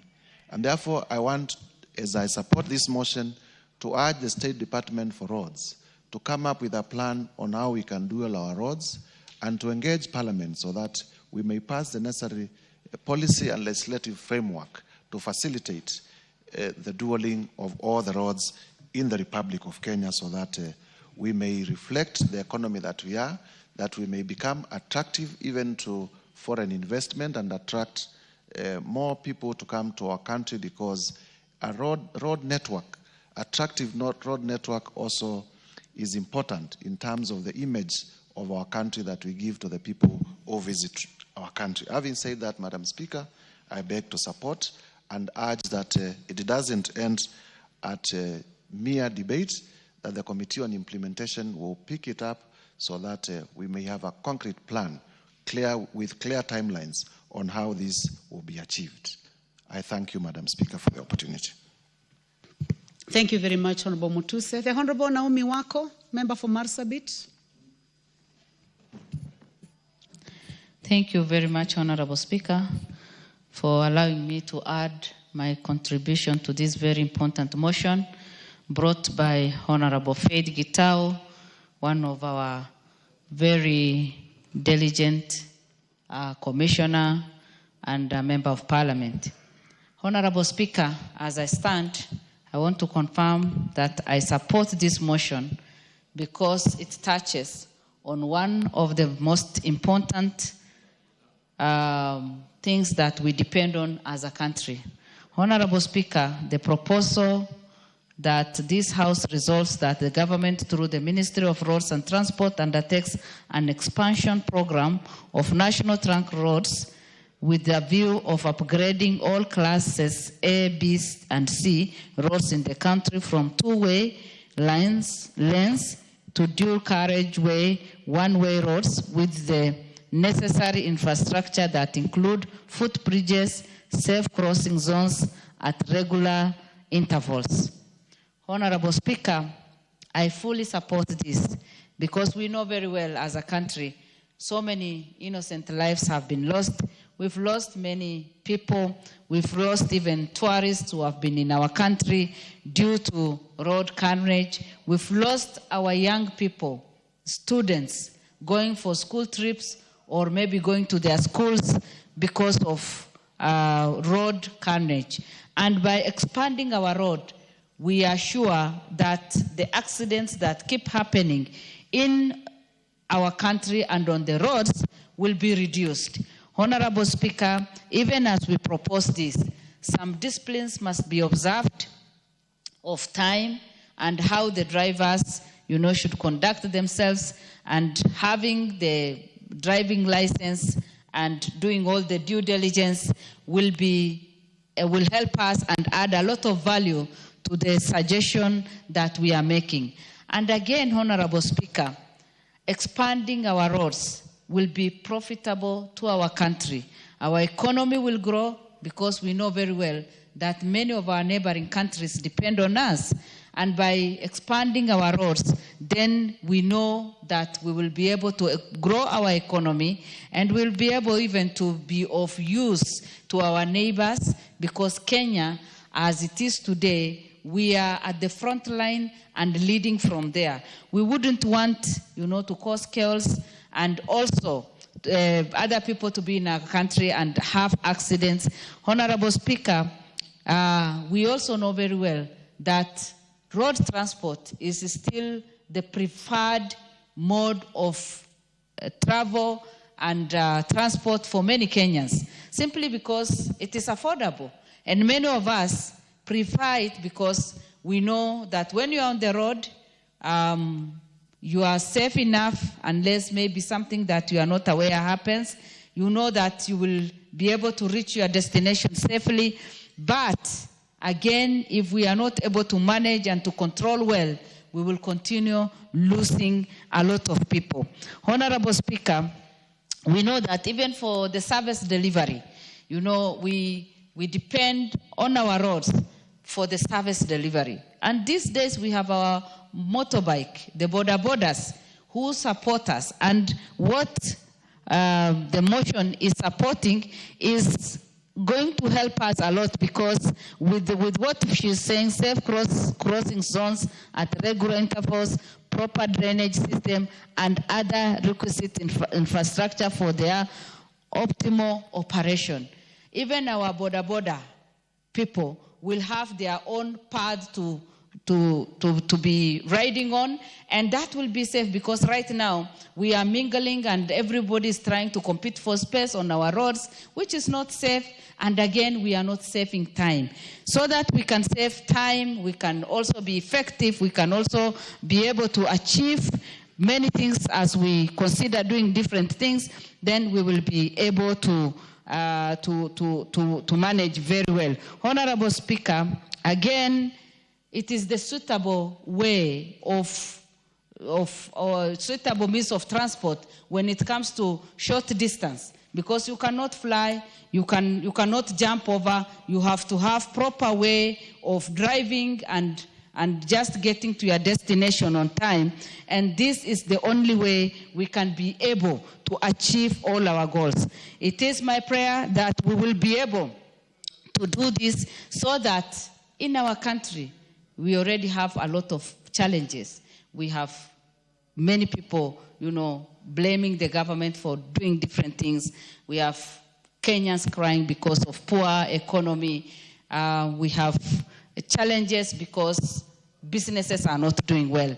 If we can ease the traffic, and if we can help our people to have at least safe way of traveling and reaching their destination, people's businesses will pick, and we will be able to do a lot. With those few remarks, Honorable Speaker, I support, and I request the other members also to support this motion. Thank you. Thank you very much, Naomi Wako, the Deputy Whip. The Honorable Gideon Ochanda, member for Bondo. Thank you, Madam Speaker. Madam Speaker, there are a number of things that if people and governments are not able to realize and do, will continue being in many, many, many problems. One of these is the issue of planning and the use of data. Our successive governments are well aware that we have more vehicles on the road each year as years advance. What is it that we are doing, or what is it that we are placing for purposes of this increase of traffic in terms of our road infrastructure? I think there are some very basic things, very, very, very basic, that governments, the successive governments, have not worked towards this. And they are well aware that vehicles are registered every day, the number has been going up, and where we are taking these vehicles to is not developed. It's a similar problem we have, for example, in housing and what we are seeing in Nairobi now. One house or a household is brought down, one building, and instead it is replaced by a massive house of more than 40 households. While you are doing this, you have not planned for sewer, you have not planned for transport, you have not planned for all these many other things. And this is exactly where the messes are coming in. And we also have data in terms of the amount of messes that we have on our roads. We also have the amount of messes that we have even in terms of the other infrastructure because of planning. I don't want to say that the planning has not been bad, but somebody is ignoring, because these are very bare facts, that when you increase in number, definitely there must be a provision. Even if it is water, there must be a provision. Nairobi doesn't have the same people it had 20 years ago. There must be a provision. There must be some forward looking in terms of how some of these things are supposed to be met. And Madam Speaker, even some very basic way of how government raises revenue, we are well aware that if you put aside the formal ways of raising taxes or revenue, transport sector is one of the biggest sectors that helps these governments to raise money. What is it that we are doing when you are very sure that a sector generates for you money? It is the sector again that you ignore. Because if it were any other ordinary mind, you'll invest more where you generate more. And there was a policy in this country one time that you put more where you get more. You put more money where more money comes from. I don't know where this was lost. And a more particular one is where we use planning deliberately for a 5-year cycle. We plan with politics in mind. I think this is where there's a big problem. Because we are talking about these major roads. Some of them cannot be fixed within the 5-year period. But for purposes of planning and investment in them, it is important that we spread them across. Where we are at the moment, we are seeing problems that we would have avoided many years ago. 60 years since independence, we've only managed to do a railway, the SGR, which even as at now is still not in our hands. We've not done any. And yet we know that this would have been the best alternative to the road problems. You look at the colonial government, they were able to do this railway from Mombasa to Uganda in a decade. Yeah? And that was from 1901, 1902, and those are ages ago. Here we are, since independence, we are not even able to do a 1 or so kilometer of even if the old railway system that we were using before, even if we decided to put aside the SGR. I know there are those attempts that are there in place, but many of them are still focusing on doing these things within 5-year period. It can't work. So for purpose of our planning, we needed to know that from Mombasa to Nairobi was to be done in a certain period of time, Nairobi, Busia or Malaba to be done in a certain period of time, Nairobi, Garissa to be done in a certain period of time, Nairobi, Kisumu and whatever to be done in a certain period of time. This is exactly what has helped Tanzania. Tanzania has some of the very major bridges across their bigger rivers. But they have been doing those major bridges within every term of each government. They've been doing very of road network bridges and those Nyali. The other bridges are really big because of the big rivers. And this has been happening because it is not tied to electoral period of time. So, Madam Speaker, these are some of the things that really needs to be looked at, so that when we are planning, we plan and we make use of our data. The next one is the issue of quality, Madam Speaker. You a village road. It's in place, like in my have a road, a Kenha road done from Kisian to Osieko. It's a Kenha road. But this road is a road that cannot withstand time and the kind of traffic that we have on it. Most is worse. Not work, everything in place. As at now, the road surface more quality. The quality go into highways. Don't go into one road 1 year after the other, you are on one road. 1 year after the other, you are on one road. We fix major roads, we fix them to last for purpose of quality, and then we move on. But if we are doing done, work on issues. Road I'm talking about, tractors in one day, and it doesn't work. Right now it's in horrible condition. I wonder why was that money used? If it would have been used in a village road rather than a highway. So, Madam Speaker, there are these issues that must be looked at: the issue of planning, the issue of where revenue is raised from, the issue of quality, and the issue of really looking at the alternative. Alternative to roads can only be railways, nothing else. Thank you, Madam Speaker. Thank you very much, Dr. Ochanda. The Honorable Jackson Lekumontare, member for Samburu East. Thank you, Madam Speaker, for this chance to contribute to this motion, Madam Speaker. Madam Speaker, this motion is very good for discussion. And I think, Madam Speaker, these roads, some of these roads, Madam Speaker, they are just there now to waste time. Because, Madam Speaker, if you look at some of our roads, you can be in a road for a very long time. And I think, Madam Speaker, just as other members have said, it is time for expansion. And I think this is a very good discussion, Madam Speaker.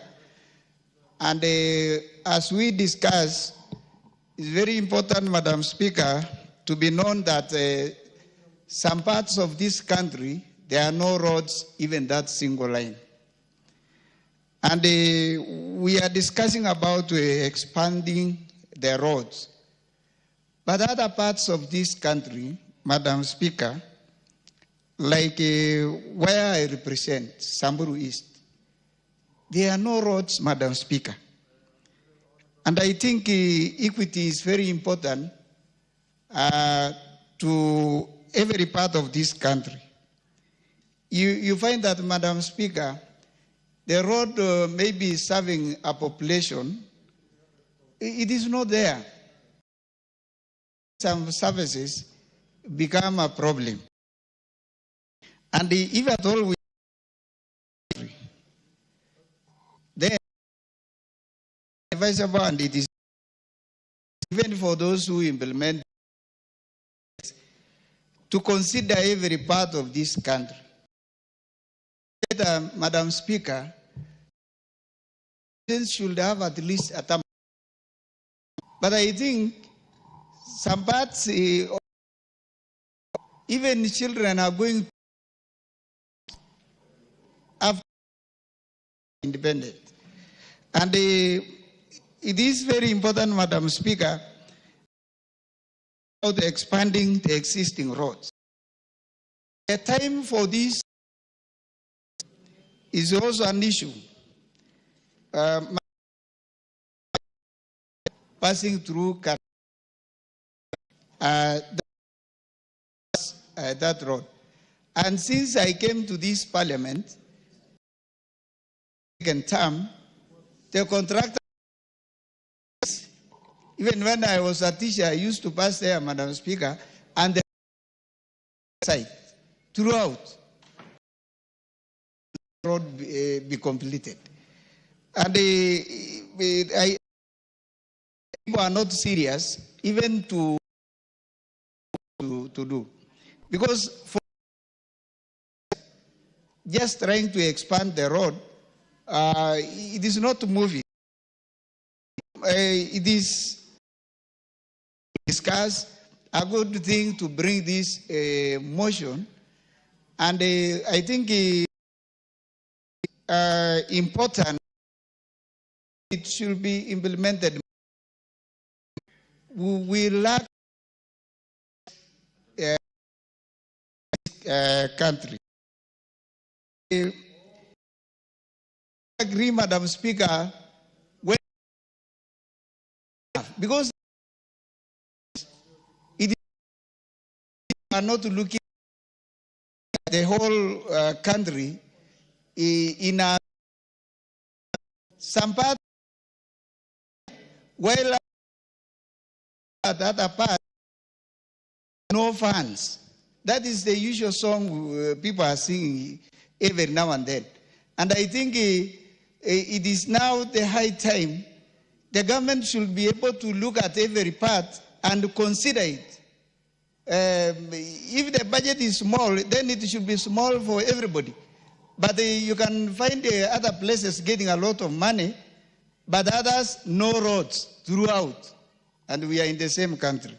So I think it is very good. We really need to look at how maybe we can get funds to try help Kenyans. If you look at even the commodities, the way people are getting even food, commodities in other places, it is very high because of bad roads. When people are saying here Unga has gone, Madam Speaker, in our places, we even don't talk because the road is worsening even what our people are getting. So I think it's a good thing, good to discuss, but very important to note that there are no roads in other places. And I think if we really want to be fair, let us look at every corner of this country. Thank you, Madam Speaker. I support this expansion of roads to every place. Thank you.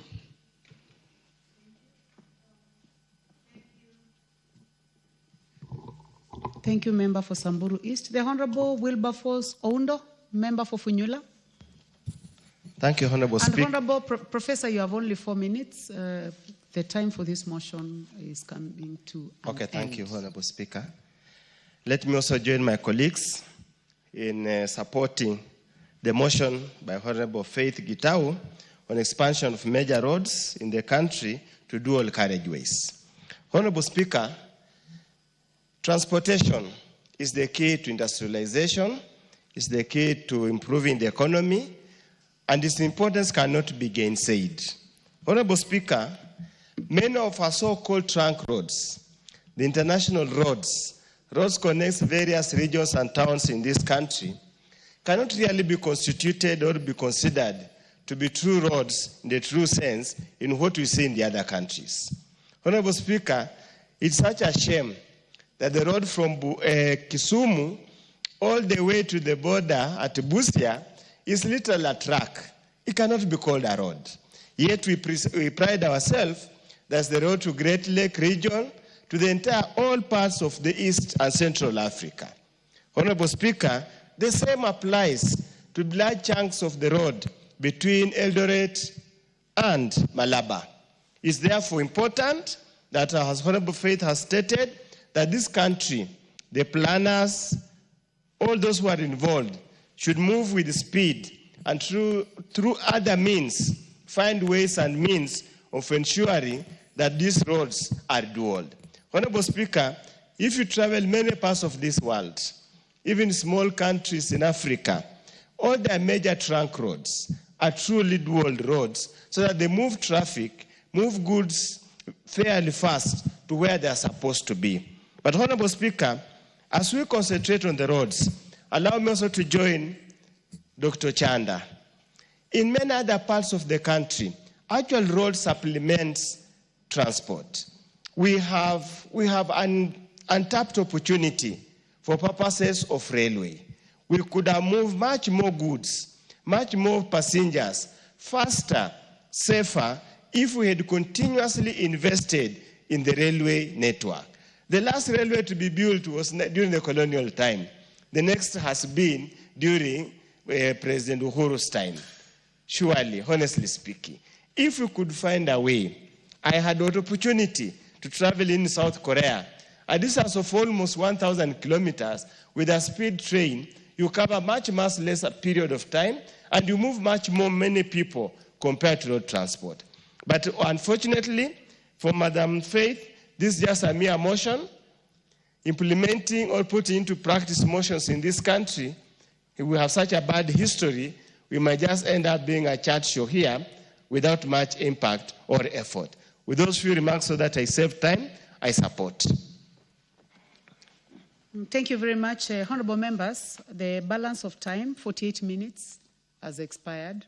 So this motion, I'm sorry, it comes to an end. I know a few of you had wanted to speak, like the Honorable Dr. Mutunga, the Honorable Dick Maungu, and those two. Sorry, you cannot. I would like now to call upon the mover to reply. Is the mover in the house? I understand that the mover is in another meeting, the Commissioner Faith Gitau. So that will be scheduled at another time by the House Business Committee. Next order. Order number 16, motion, implementation of the universal health coverage and of a policy on mandatory use of public health care facilities by public officers. Motion by the Honorable Sabina Chege, nominated member. I would like this to be scheduled at another time. Next order. Order number 17, motion, formulation of a regulatory framework on artificial intelligence in the country. This motion is by the Honorable Marianne Kitani, MP. Yes, we try to trace the Honorable Marianne because I've just seen her around. Honorable members, I would like to welcome students seated in the Speakers Gallery this morning, students from El Kejuado High School, Kajiado constituency in Kajiado County. You are welcome to the National Assembly to continue observing proceedings of the House. Honorable members, let's welcome them in our usual way. Thank you. Honorable members, in the absence of the Honorable Marianne Kitani, I order that this motion be scheduled at another time by the House Business Committee. Next order. Order number 18, motion, formulation of land use policy on zoning of land for agriculture and belt development. Honorable members, this motion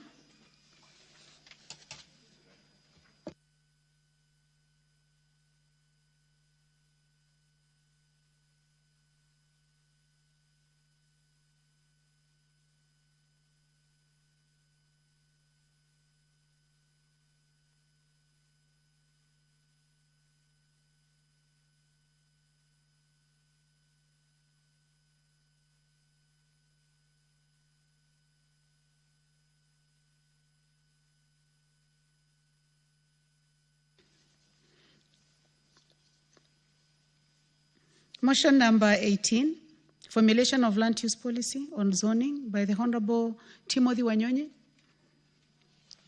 MP Westlands. That one is also deferred.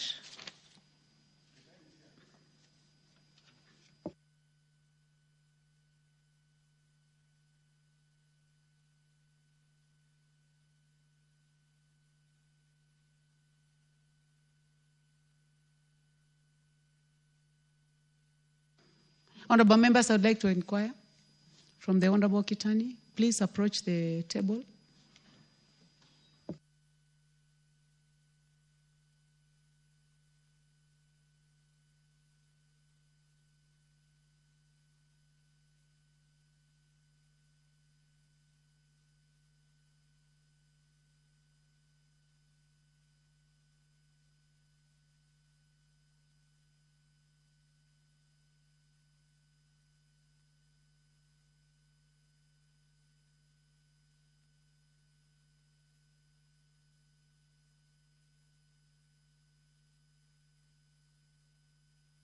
Request the Honorable Sabina Chege, please approach the table.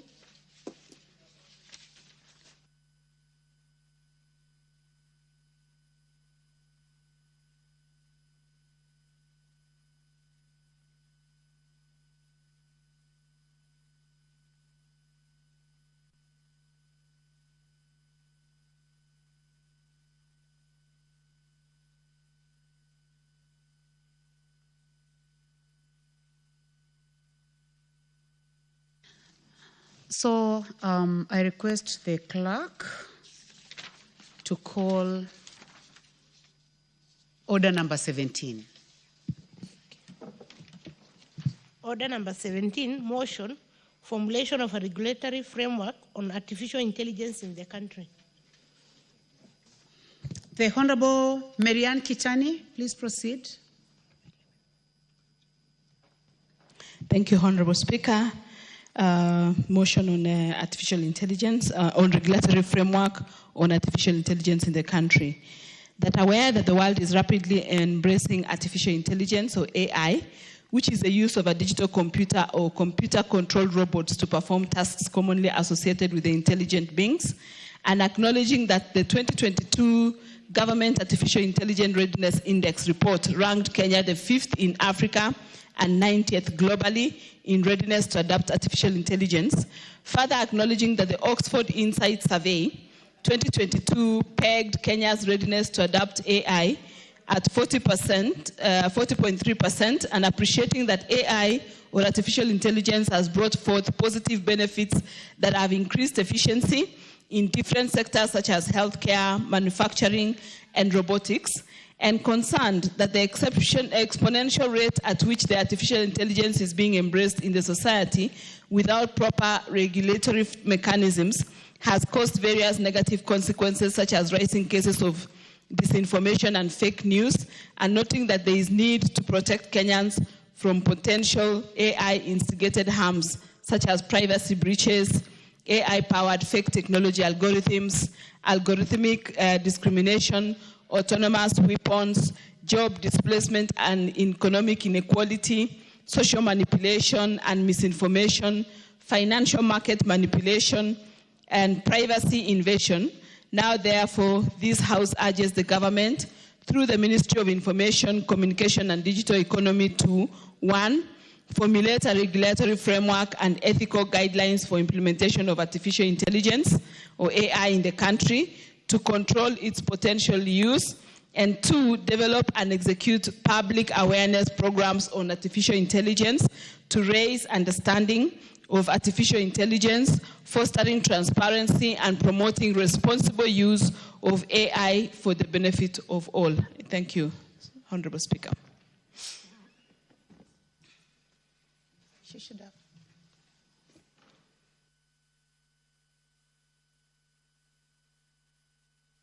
You need to move the motion. Do you have a seconder? Okay. I'll ask Honorable Maungo to second. I move the motion that formulation of a regulatory framework on artificial intelligence in the country, and ask Honorable Maungo to second. Thank you.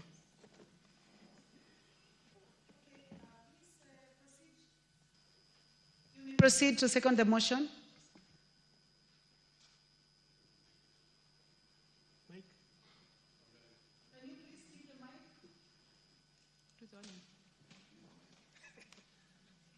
I've been given double mics. Thank you, Madam Speaker. Allow me first and foremost acknowledge that Honorable Marianne has just proposed a very important and significant motion that comes at a time where the country is at a point in time, Madam Speaker, where artificial intelligence is a thing of the day.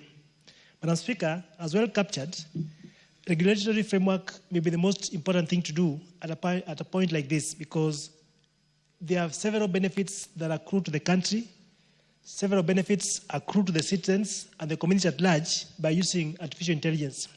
Madam Speaker, we have been able to see what artificial intelligence can do, and we live in a society that is a global village, Madam Speaker. And if we don't have regulatory framework within which artificial intelligence will be used, Madam Speaker, members of the public and the country at large is likely to suffer some consequences, Madam Speaker. And therefore, having a framework within which people, the public, can use AI will be the way to go. I therefore second. Thank you.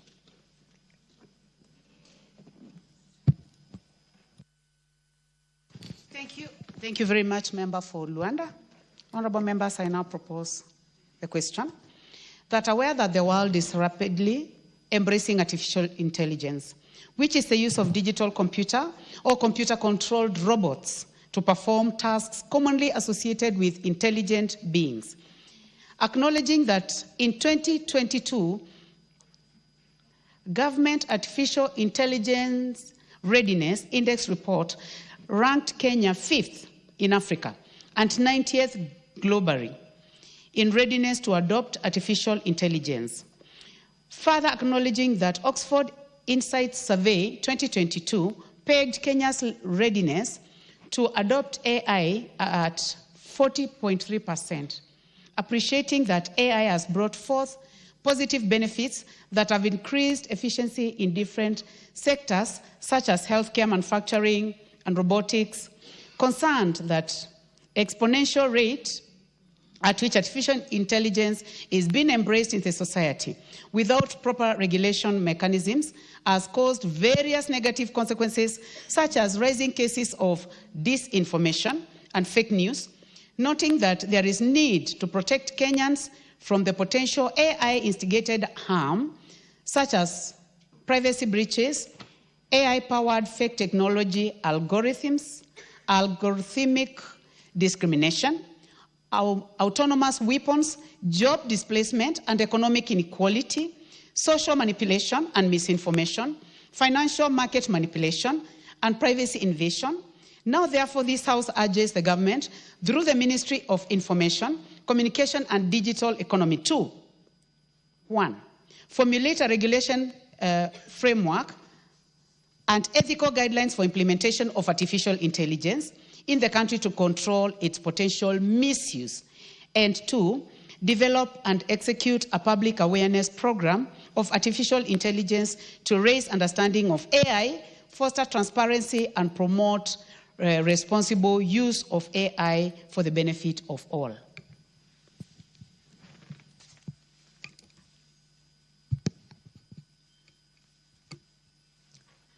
Honorable Gideon Ochanda. The Honorable Karemba, do you have a point of order? Anything out of order, Honorable Karemba? Not a point of order. You wanted to contribute? Yes. In that case, let me give the first opportunity to the Honorable Gideon Ochanda. Are you interested in this one or it was the earlier one? Okay, yes. you may proceed. Thanks, Madam Speaker. Madam Speaker, the world is moving very, very, very fast. And in the study of what we call political science, the animals that move so slowly is the governments. Governments are very slow. They can't move at the speed at which the world is going. And the world is going that route because of it's being driven by individuals and minds that are towards making things easy or easier to be done, easier to be delivered, easier to be understood, and effortlessly making things work.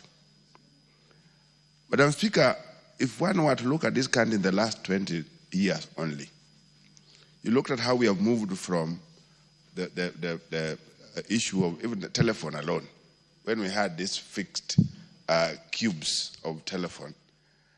In the last 20 years, if you had to do an international call, you had to book, you come to Ex-Telecom here in Nairobi, for you to be booked for a number of weeks before you are connected to US. And these things are not long ago. They are very recent. And we've seen them come and pass.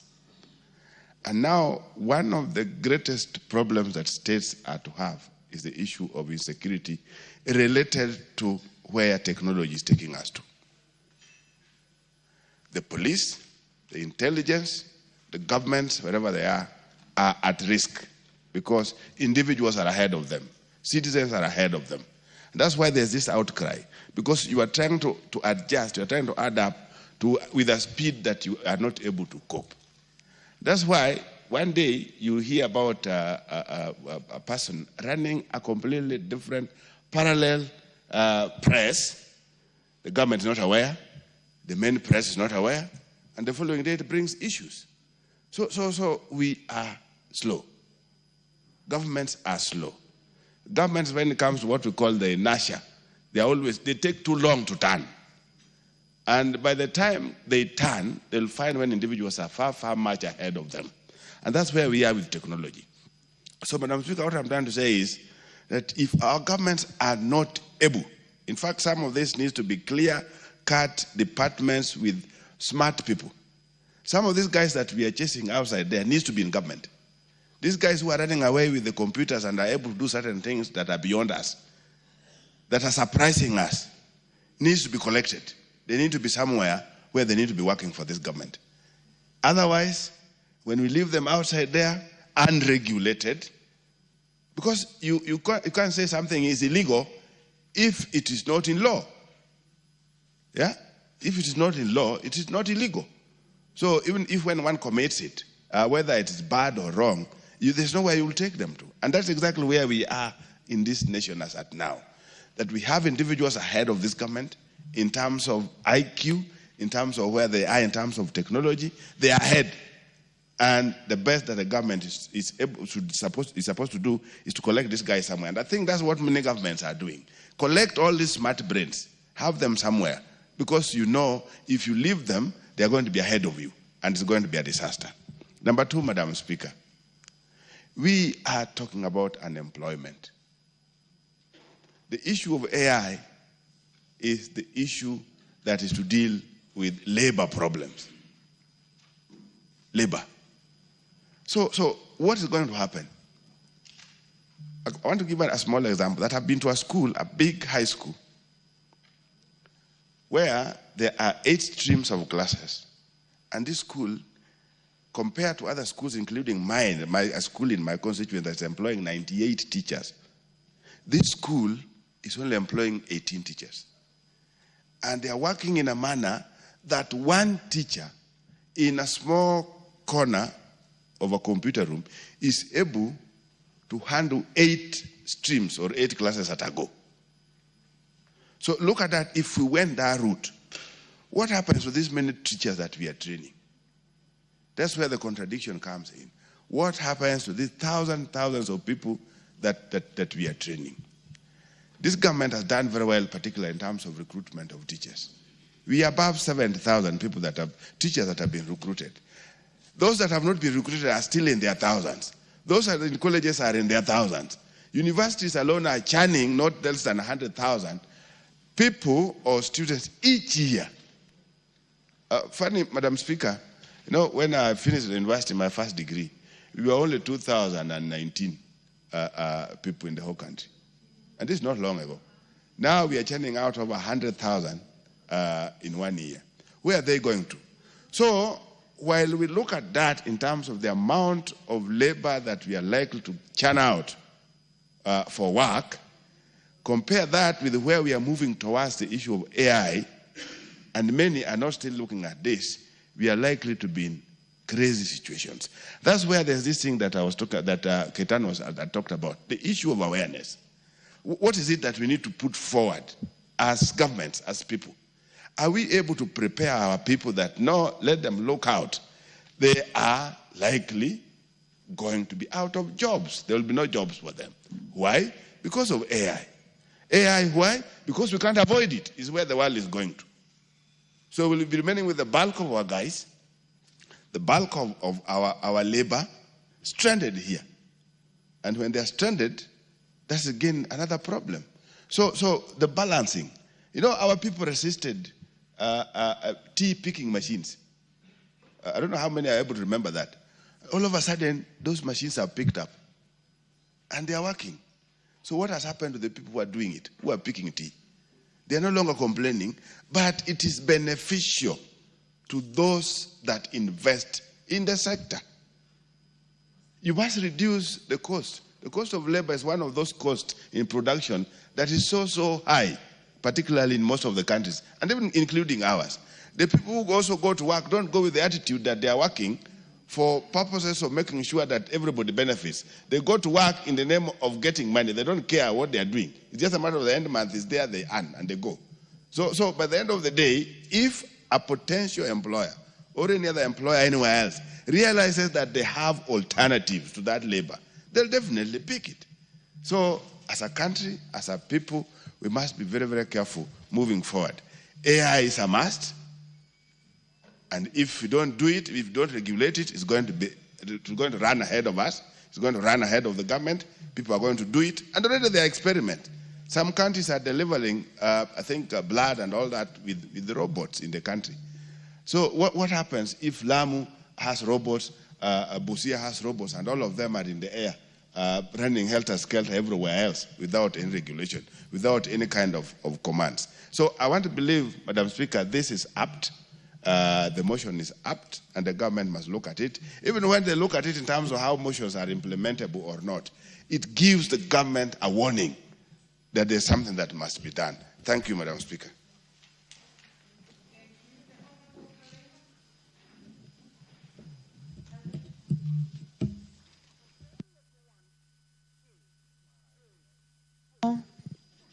Muchangi. Please trace him and give him the mic. Thank you, Honorable Speaker. And Honorable Speaker, Karemba is also my name. Should always be very comfortable. Yeah, it is my name. It's an official name. Yeah. Thank you very much. So, Honorable Speaker, I want to rise to support this motion by the Honorable Member for Aldai. And I would say it is a very timely motion, given that the world is moving very fast, matters technology. And there isn't a better time to introduce this conversation in this country than now. AI, Madam Speaker, has great potential and can impact very positively on very many areas. But still, Honorable Speaker, it has great potential for damages. And Honorable Speaker, when it comes to distorting information, AI has enormous potential in doing so. And it should be in our interest to regulate this space, the artificial intelligence space, so that we ensure that information is not distorted, because this country in the past and even in the most recent past has been a victim of distortion of information, which has potential to bring about conflict. So I imagine that this government, our government rather, must move fast and regulate the artificial intelligence space, owing to the fact that artificial intelligence nowadays is even being used in the space of healthcare. It's also being used in the space of manufacturing. It is also being used in the space of education. So how can we, in a world that is moving very fast, be reluctant in regulating this space? So before all Kenyans embrace artificial intelligence, because I believe many Kenyans have already embraced artificial intelligence. So before all countries embrace it, we need to be among the very first countries in Africa to regulate this space, so that we can provide a platform and a space that is regulated for the generations to come. So, Honorable Speaker, I support this motion. Thank you. The Honorable Stephen Mogaka, member for West Mogirango.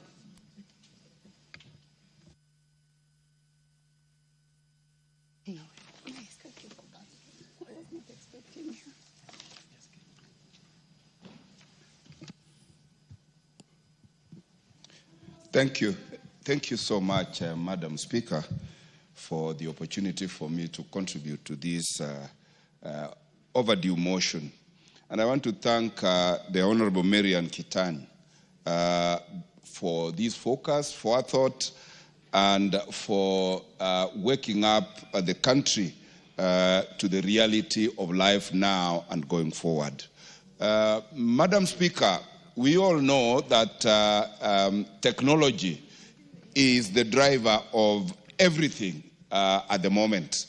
And AI is the latest entrant into the toolkit in ICT that has made work extremely easy, that has increased efficiency, that has made it possible to improve productivity, but that has also come with equal dangers because technology, like anything good, is a double-edged sword.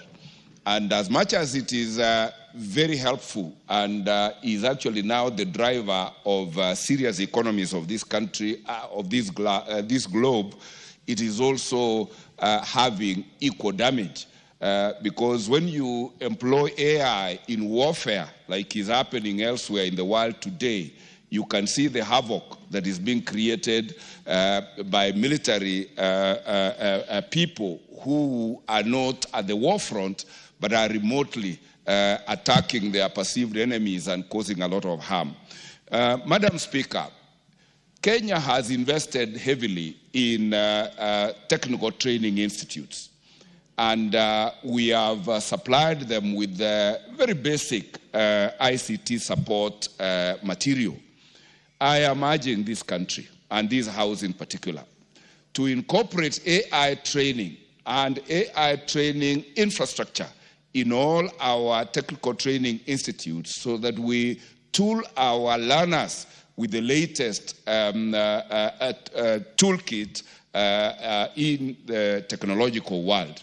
Because I'm aware that with AI, the practice of all professions, call it medicine, call it law, call it architecture, has been completely revolutionized. I do remember, Madam Speaker, courtesy of the COVID-19, as a practicing lawyer, we didn't know where we would have gone if our judicial system had not automated, so that we were able to practice law from our houses, practice law from our home, present witnesses from where they are, rather than having to transport them to courts and expose them to COVID-19. And I'm happy that we did those basic steps out of total necessity. Now, we are where it is either you embrace AI or you are edged out of whatever market or business that you are in. It is my humble prayer that in the budgets going forward, we must start with a policy framework of how to embrace AI and maximize its utility, so that we release a lot of man-hours of people traveling on the roads to workplaces, of sitting in the offices waiting for a colleague to bring a key to open so that you access your working material, so that we can release as much labor or man-hours as possible to alternative economic employment. In other words, Madam Speaker, I am saying what machine can do, let not man bother to struggle to do, because machines are efficient, impossible to interfere with, incorruptible, and therefore this is the direction this country should go. Looking at the budget we have in the education sector, for instance, Madam Speaker, where we are told that even with that budget, other children in this country are still learning under trees.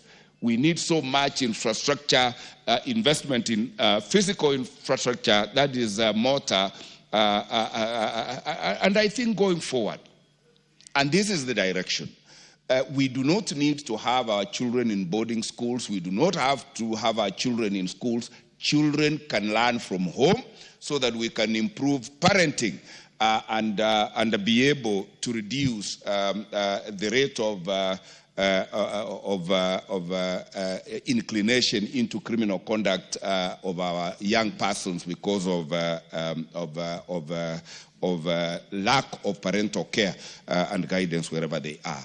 And I want to plead that our ICT ministry wakes up and draws a policy framework that this House should debate, discuss, approve, and then inculcate, create a very deliberate learning program for all sectors, both private and public sector, so that as a country we embrace technology, we embrace AI, we exploit the advantages of that AI, and be able to be an industrial giant in a very short while. And as we do that, we urge the engineers in this sector to be very candid with the country on the dangers associated with the use of that technology, so that we build up firewalls, we build up regulatory mechanisms to ensure that what is so good, when used badly, does not become extremely destructive. And with that, Madam Speaker, I support and thank the people of West Mogrango all the time for making me their Member of Parliament. And I think, Madam Speaker, I invite you there to confirm that I attend Parliament every other day and make contributions whenever asked to do so. Thank you, Madam Speaker. Thank you. Actually, when you are speaking, I noticed that you seem to be very happy today.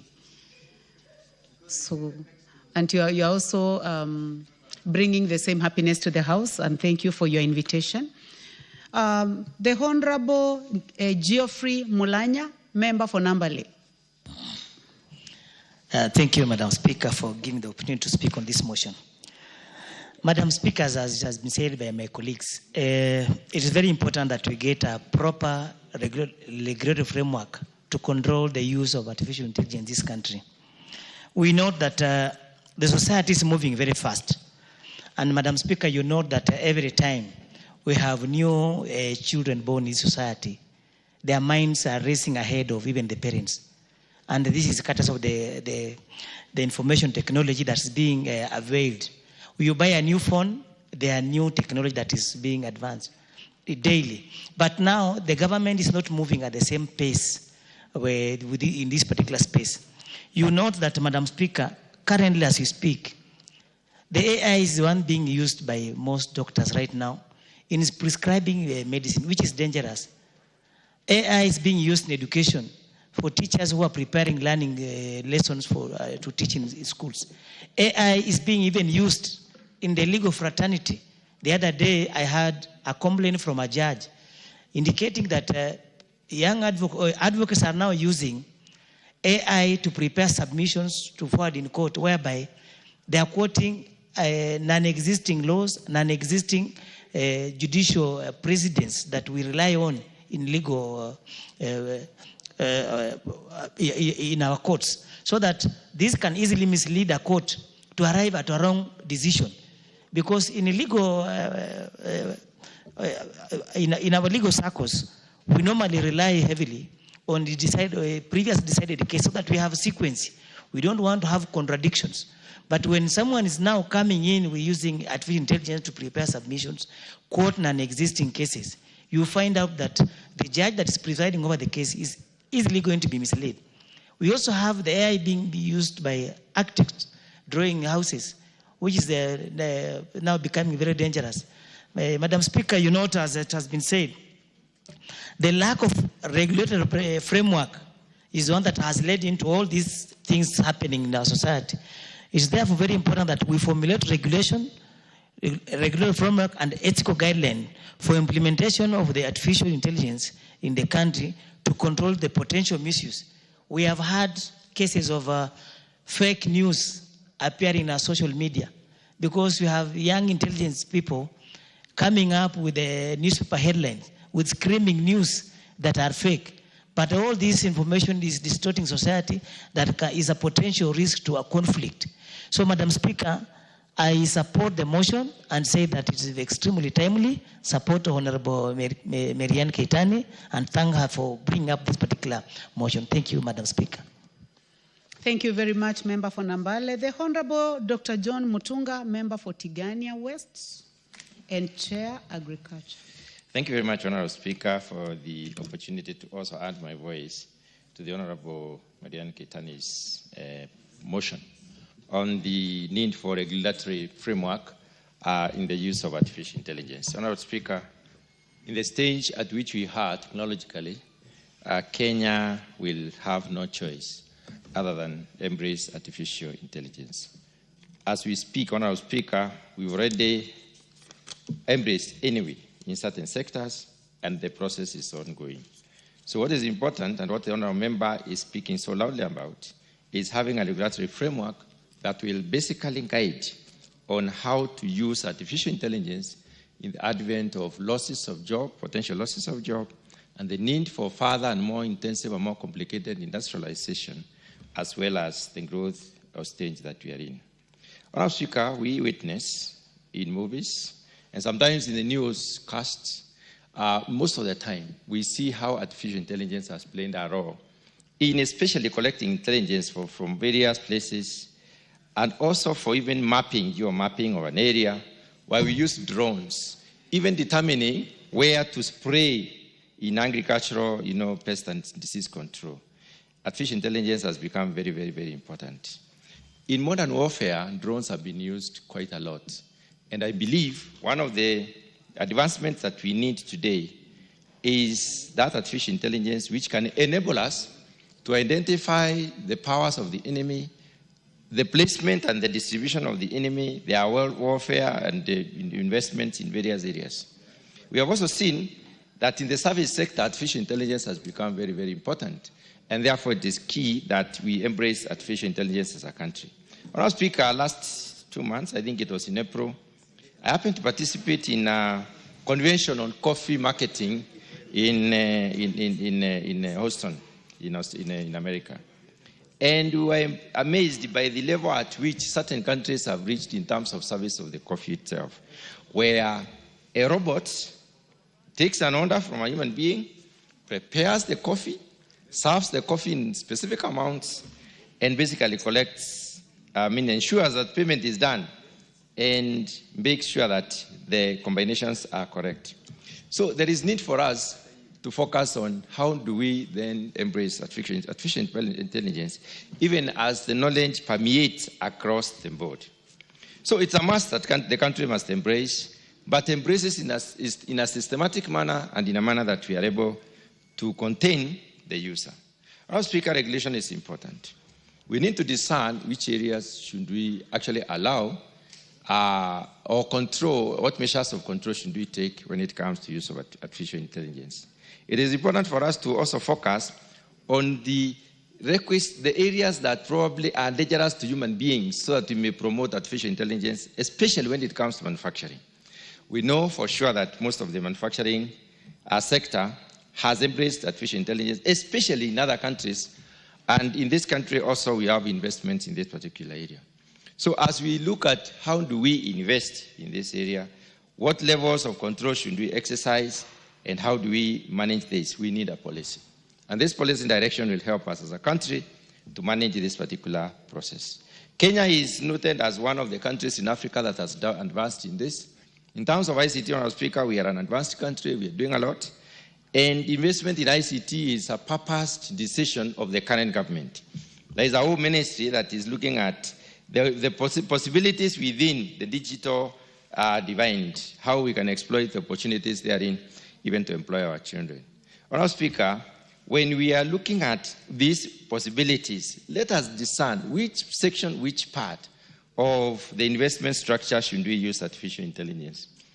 And Honourable Speaker, we are talking about digitization every year. Every time, every sector is getting through digitization. Even as we look at digitization, we may also know that it is not possible for us to control the learners. Research has to go on in various areas of ICT. We have to have our learners trying out options and possibilities. We know in the process of trying out options and possibilities, innovations in this country have been born, and they are born fruits, and they have really created a lot of employment, especially in the M-Pesa, for instance, innovation. There are very many other innovations that have come by. There may be innovations that will also replace the possible job losses. So we need to allow research to continue, but in containment, to the extent that we need to be able to know which area is being focused on and what are the possible findings that we are looking at. Honourable Speaker, there's a lot of disinformation, especially in this country, and this disinformation is a lot more propagated through the media and through the social media. Social media has embraced sufficient use of ICT. And that being the case, how can we also use artificial intelligence to enhance verification of the information that goes out? Honourable Speaker, as we move on, and even as we look at the court process where the burden of proof must be, must go on through to whatever extent, we are looking at a future where there are possibilities that people will say, using drones, we are able to collect this information. But we need to control this particular use of artificial intelligence to the extent that, because we know what we put in is what generates an output. And therefore, we need to be able to control how we use these options, as it were. There are several possibilities that are important for us. First of all, containment of the news and news content. It is very important for us to know what kind of artificial intelligence was used to collect what news, and whether there are possibilities before release of such news. If we do not contain this, then we are likely to be finding ourselves in cases where a proof has not been given and there has been sufficient circulation, which may mislead most of the Kenyans. The other issue is the control of associated onslaughts or the areas where we have embraced artificial intelligence. We need a verification mechanism, Honourable Speaker, whereby we will be able to know exactly how does the use of this technology lead to generation of information that probably can call as credible, reliable, and verifiable. And if the information is not verifiable, Honourable Speaker, we need to have mechanisms that can help us to shun this, to get this information from circulation. When we focus on job losses, Honourable Speaker, artificial intelligence is likely to lead to job losses, yes. We are a country in transition which requires to employ most of our people, and also it can be a possibility that our people can be employed in this particular area. So even as we look at advancement and the use of this particular technology, then we may be looking at how can we use it in tandem with promotion of productivity within the productive sector so that we are also creating more jobs, such that we win off those tasks that are difficult, tasks that are risky, tasks that require a lot more of a machinery use, and then we place human beings to those tasks that require a lot of intensive scrutiny. Honourable Speaker, public awareness is very important. In our country, the awareness levels are high, but unfortunately most of the information that circulates around is not necessarily very credible, not verifiable, and not reliable. How can we use this artificial intelligence to ensure that we develop sufficient understanding to our people on how to even cross-check information that they are being given? Honourable Speaker, it is important for us to foster transparency and the responsible use of AI. It is possible for us to do that through a very elaborate policy framework. And that is why I believe this particular this particular motion has come at the right time. We need to distinguish which sectors can embrace artificial intelligence. We need to distinguish which functions within those sectors that can embrace artificial intelligence and to what extent. And we need a mechanism of measuring out to try and exactly establish what level of use are we talking about. So, Honourable Speaker, there is the issue of ethical standards and ethics of information that is transmitted. That needs also to be focused on and can only be achieved through a policy guideline. Honourable Speaker, those very few remarks, I wish to support this particular motion. Thank you very much. Thank you. The Honourable Cecilia Getit, member for Turkana County.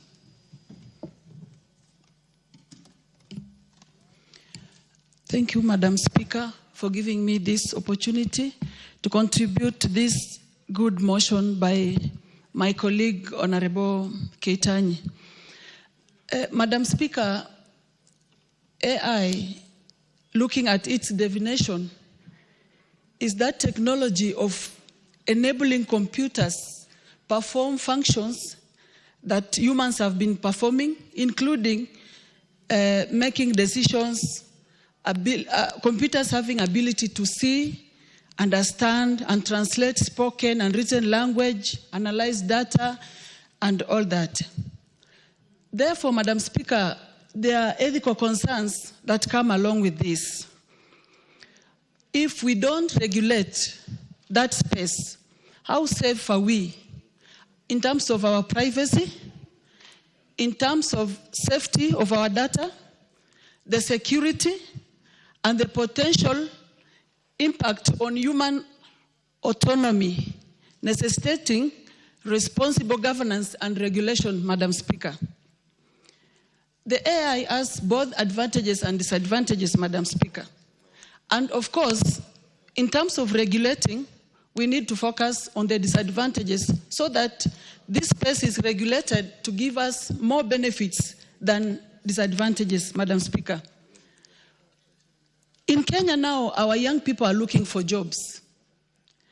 If AI is embraced fully, 100%, that means our people will lose jobs.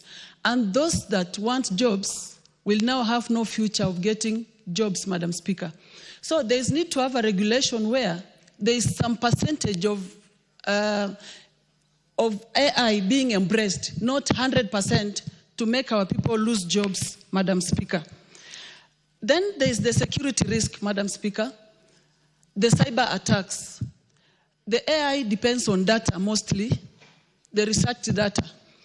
If we don't regulate the space, our data can be at risk. So I think as a country, before embracing this, we really need to have very serious regulations, Madam Speaker, that will address ethical concerns like biases and discrimination, security risks, and then high development and implementation costs, Madam Speaker.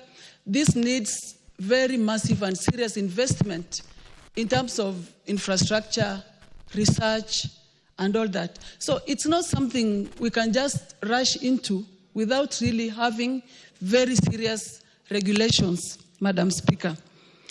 And then there is the risk of a reliance of the humans now on these computer things, Madam Speaker. I think AI will need to be regulated. If our students will be asked any question in school and then they just access the AI information and data, then it will kill the ability of our students reasoning and really expounding on things, testing their intelligence. They will now be depending on this AI thing. So the AI information needs to be regulated so that there is some amount of information that you can get in these cyber systems and not everything, Madam Speaker. Because if we just let everything run in the AI perspective, I think as a country, we will have the advantages, but the disadvantages will be enormous, Madam Speaker. So I want to thank Honorable colleague who brought this motion. There is need to regulate this before embracing it. There is need to really dig deeper into its advantages, disadvantages, and then now regulate the disadvantages so that the impact will be positive and not negative, Madam Speaker. Thank you. I submit.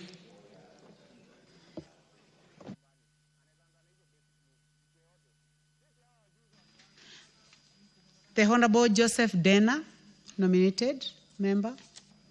Please trace the Honorable Dena from my right.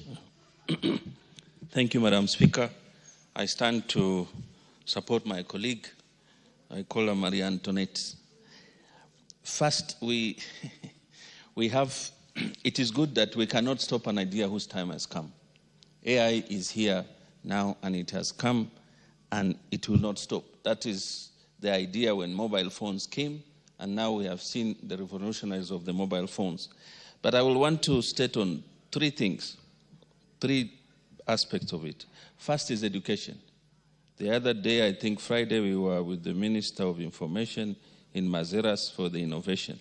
And we could be able to see they're already using AI.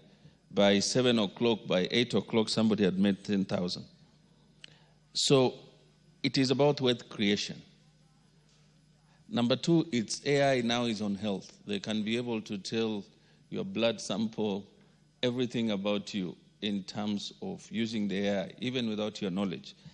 That I tend to support the regulation into this. The advantages are there, the time has come, but yet at the same time, we have to put the regulation to guide us.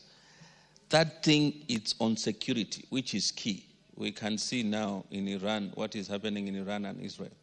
Somebody you cannot see, somebody you cannot hear, somebody you cannot even have face. There is no plane. And now everybody is going into drone. Security is a key component in any country. If we cannot be able to regularize the AI policy, then we are going to fall into a big problem. So we come to agriculture.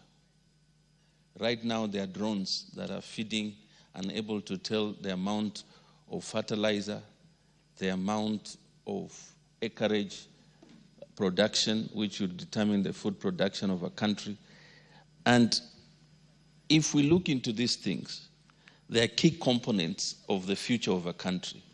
So I tend to support this motion because it is a key component in our life in which we live in.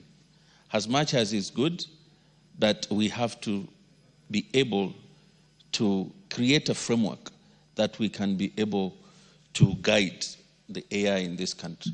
So, Madam Speaker, I tend to support the motion, and I thank my colleague for bringing it up.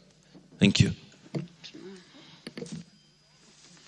Thank you. The Honorable Joseph Cherorot, member for Kipkelion East. Thank you, Madam Speaker, for giving me this time in order to support the motion brought by the Member of Parliament from Aldai, Marianne. Madam Speaker, this motion actually has, I can say that it has even delayed because of whatever is going on around our country. I want to say that the other day we were talking of analog and even digital. When the computer came in space, Madam Speaker, we know what has gone through and a lot have taken place in this country. I want to say that the regulating or giving out the framework on how to regulate the use of AI, Madam Speaker, is going actually to help us a lot. I know this is an area which has been embraced by our Kenyan youth and mostly all Kenyans. In our homes, Madam Speaker, even in our bedrooms, we have mobile phones. And in most cases, you find out that even some of our youth, or most of them, are aware of what is going on around the world. So regulating it, Madam Speaker, will help us actually to guide, even though I know the world actually has become a global village, Madam Speaker. And what is going on, we've seen about content creation and a lot of things, which means that AI has taken a transformative shift in this country. Madam Speaker, if we want actually even our ministries to proceed and even to progress, AI actually is the only way that can be embraced. If you see, Madam Speaker, like in health, Madam Speaker, the other day we had to change. We had to shift to SHA from NHIF because NHIF was using actually the analog way.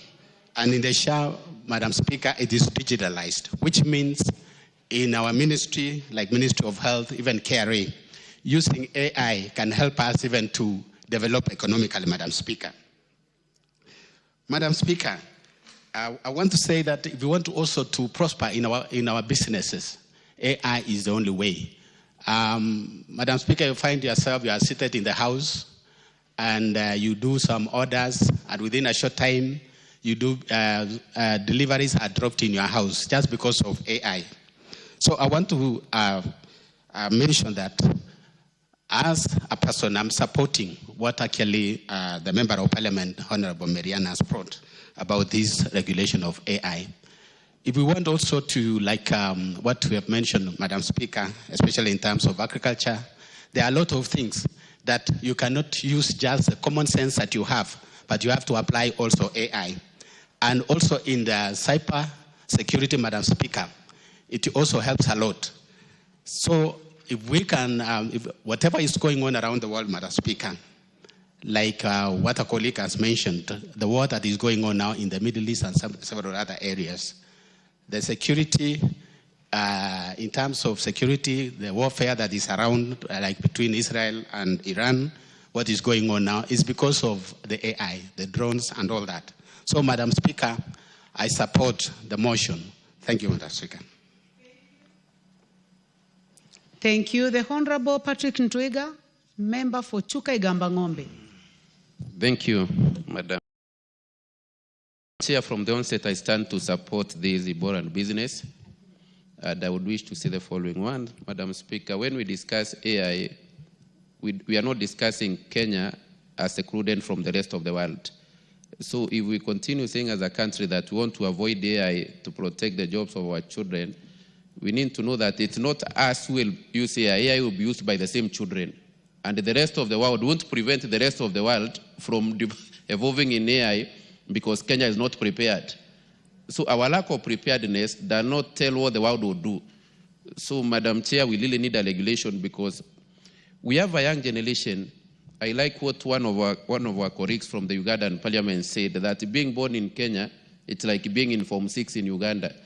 We have a generation, that is so quick to learn.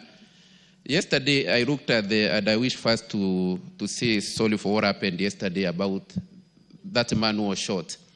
And within, we not even know tell you who, because within that minute, they had created so many faces. They will say, is this one who has been shot? Is this one who has been shot? He is from here. So we had like 10 or 20 people, images that had already been created online on who had been shot, which can really bring chaos and confusion. About the policeman who did what, we had almost a face immediately, after 2 minutes, another one. So we really need a regulation because you can't control that. We can't say now that we prevent young people from using AI or artificial intelligence because it's the next frontier of development in the world. So we can't close ourselves inside the country and be afraid of what is coming because AI is here with us. And the most important thing as a country is to be prepared. And the best preparedness for this house as a house that makes laws, is to have a law that will guide artificial intelligence and its use in the country. Thank you, Madam Speaker. I support. Thank you very much. The Honorable Kainan, member for. Thank you, Madam Speaker. Elders. I don't know why I left my card. Yeah, it's unusual. I hardly forget. And you know that because of the length of time you have been in this house, we have to indulge you. So Please proceed. It's a very, very rare thing. Thank you, Madam Speaker. Madam Speaker, this motion is timely. I want to thank the Honorable Marianne Keitany. You know, she's a distinguished member of this House. People know her as a first-timer. I don't know whether you'll...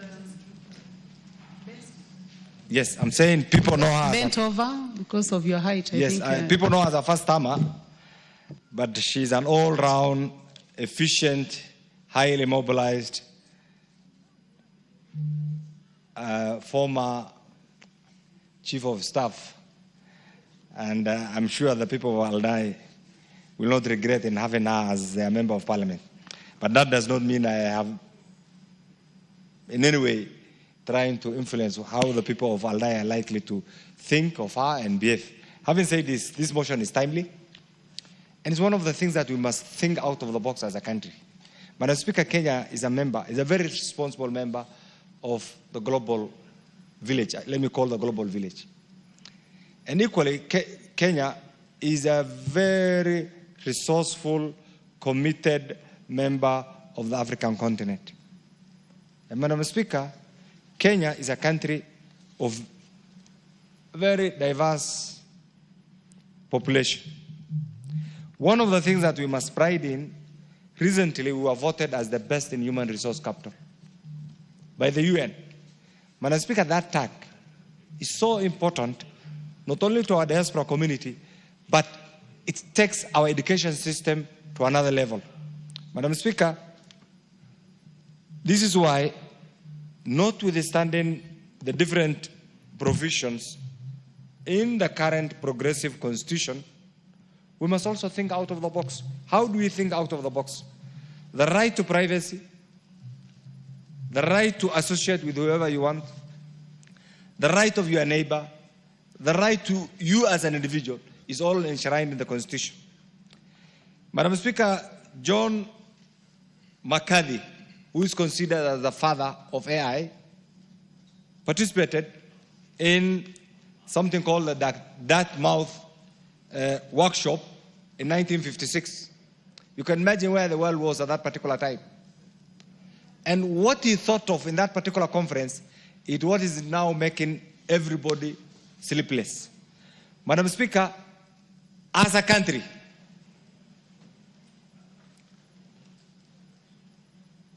you can see there is a serious change of guard. I like the way it's organized.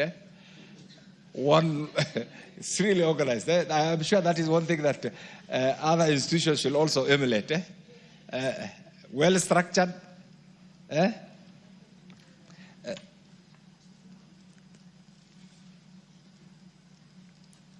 Madam Speaker, those who invented the use of computers were not competing with Almighty. Almighty God has created the human beings, the animal beings, and the angels. In my religion, the human being has been given two distinctive abilities. The right to think, that is why God says, God gives you an opportunity to discern what is good and what is right. And you as an individual, you are in a position to either go astray and follow the wrong or follow the right. And one of the things that mankind has done is to be innovative enough, to be creative enough, and use computer. Madam Speaker, what this bill, and I get this, what this motion attempts to do is to, first of all, to acknowledge that we are in the era of AI. This is the first thing. The second thing that this motion attempts to acknowledge is that there is need to have a friendly, institutional-driven framework that will allow the user of the AI not to infringe on the rights of others. And this is why all of us are believers in our constitution. We accept that we have a constitution. And that is our supreme law in the Republic of Kenya. Within that constitution, people are allowed the right to belong to the religion of your choice, the right to associate with whoever you want, as long as you don't infringe the rights of the other person. So what this motion is trying to do is, first of all, to create public awareness. Are Kenyans aware of the AI presence in their midst? Are Kenyans aware of the use, both the advantages and the disadvantages of AI? Mr. Speaker, in the current modern day Kenya, Mr. Speaker, the use of AI has greatly, the unregulated use, let me say this, of AI has greatly caused public disturbances, Mr. Speaker, serious security challenges, and Mr. Speaker, to some extent,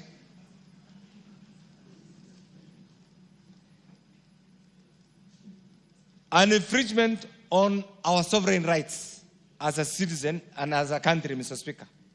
Mr. Speaker, while we accept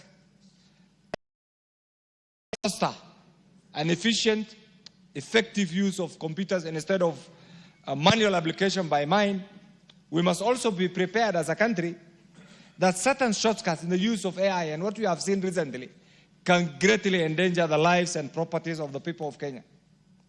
And Mr. Speaker, therefore, the different types of AIs, one can be reactive, one can use a limited memory of the computer, another one can also apply the theory of mind and play with the mindset of different people. And Mr. Speaker, you can also use something called the self-awareness. That's why you see different images. Some will not even understand. People of my age will not understand. But the youngsters understand, and they have their own way of doing things. Mr. Speaker, it's because of this that we must be prepared as a country, as a citizen, Mr. Speaker, to use AI efficiently, reduce operational costs, use it to interpret data, but we must also be prepared that this use, first of all, is going to cause serious loss of jobs.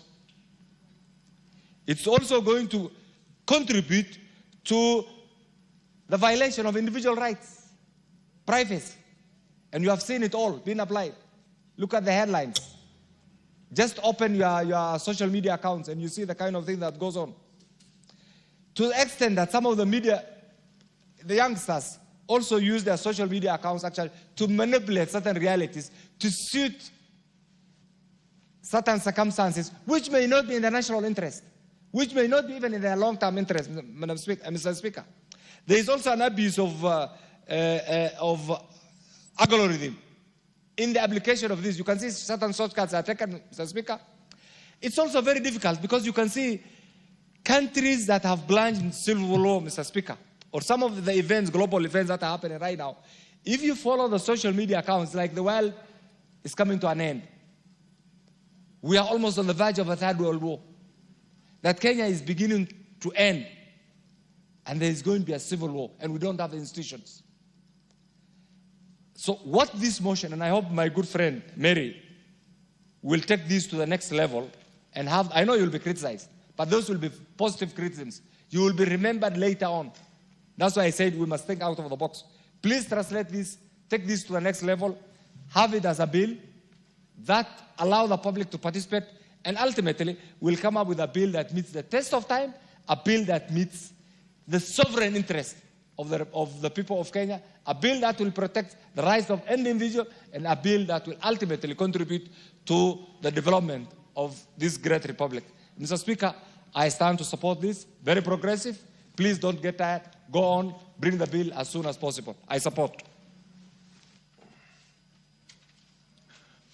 The MP for Taita Taveta, followed by the Honorable Geoffrey Odanga. Thank you, Mr. Speaker, for also giving me a chance. to contribute briefly on this motion, and I want to begin by congratulating my colleague, Marianne, for bringing this motion on matters artificial intelligence. And Mr. Speaker, from the onset, I want to say that the world is revolving and it continues to evolve. And truly, AI is an idea that time has come and there's nothing we can do about it. We have to embrace it. And Mr. Speaker, it has its own benefits and challenges. And already it is in practice. So, Mr. Speaker, the only way that we can enjoy or benefit from AI is to regulate it. We have to control so that we benefit from it. And, Mr. Speaker, I want to say that a lot is being done by AI, like so many things. You get surprised at times you go for shopping and, Mr. Speaker, you have your Visa card in the pocket and you just get close to the counter and tap it and everything is sorted. You know, money is removed from your card and you've already settled your bills. And that is the work of AI. At times you pay for parking and when you're driving your car, before you get to the gate, the gates are opening. All that is AI. And many things. So before it gets to matters security and many things on the wrong side, Mr. Speaker, I agree. It is time we regulate it as quick as possible, so that we get to enjoy it. So I congratulate my colleague and I support this motion. Thank you, Mr. Speaker. Jeffrey Odanga. Thank you, Honorable Speaker. Let me also add my voice to those who are supporting the artificial intelligence and thank the sponsor of the motion, Honorable Marianne. I want to say, Madam Speaker, Honorable Speaker, that first of all, let me note that artificial intelligence is very dangerous. It is very dangerous if it is left to run and control itself. And we have seen this, like when we have had WhatsApp and FB and so on, we are seeing people abusing the opportunity to use the social media.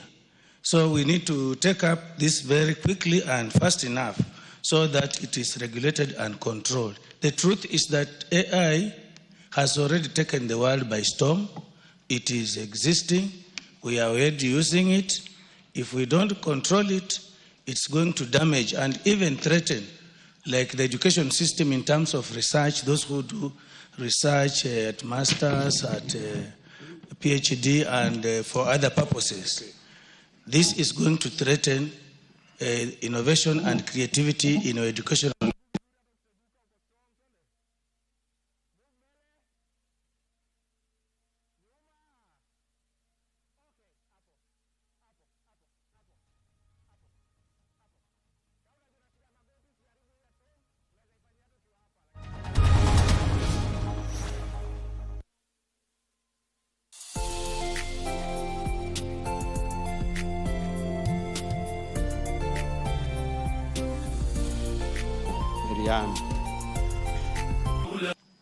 Mr. Speaker, whereas we celebrate AI,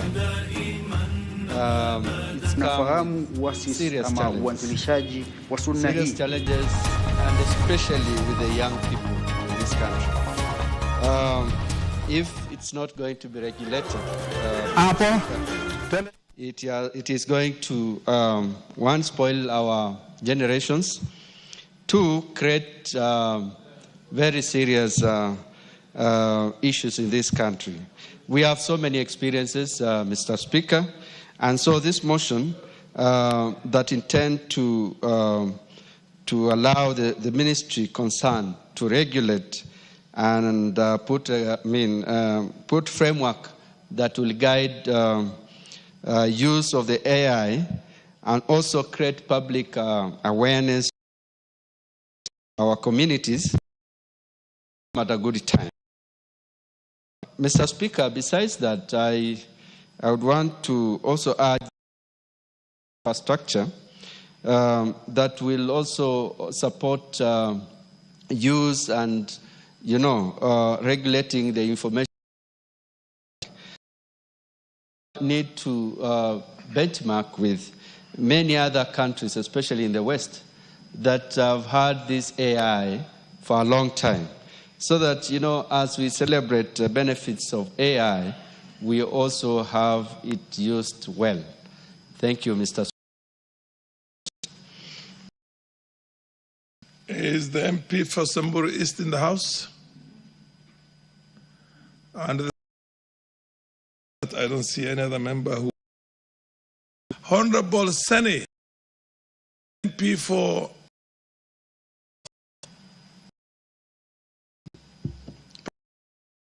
Is there. Give him the.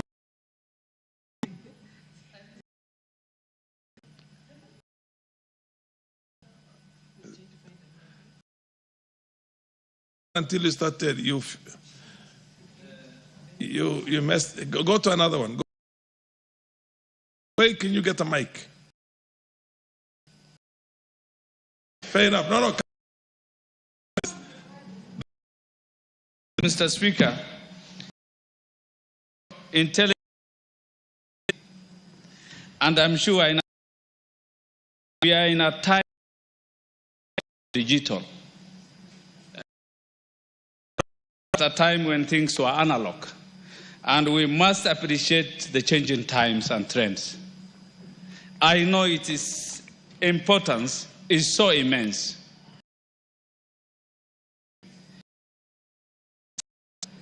Trying to analyze vast data that mechanically, efficiency, customer experience, we can't enumerate the importance. However, Mr. Speaker, we are going to a time when we are nearly facing our. We will lose our originality, that which makes us different from all other creatures. Natural intellect. It comes at our fingertips. Intelligence. It is a must. Artificial intelligence. Caution. And the national examination changes in terms of juniourness, as during our time, become a common showcase, they can't justify their grades. That is sufficient to say that we are trying to copy-paste. You ask the artificial intelligence, any gadget, how is this? You pose questions. Rafts of answers, kind of generation. If it is good, I think it's good for the military, at most. Like what's between Israel and. But for a normal, such as I am, yes, it is, but we will diminish as human beings. We will be, it's like another GMO of a human being. Not a natural thing. So I reluctantly I support. Thank you. Way on this, I'll call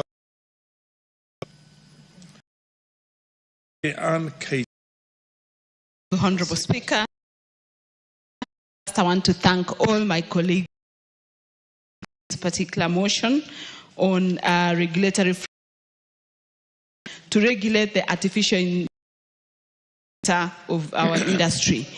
I think, as I mentioned, when I was 2022 was ranked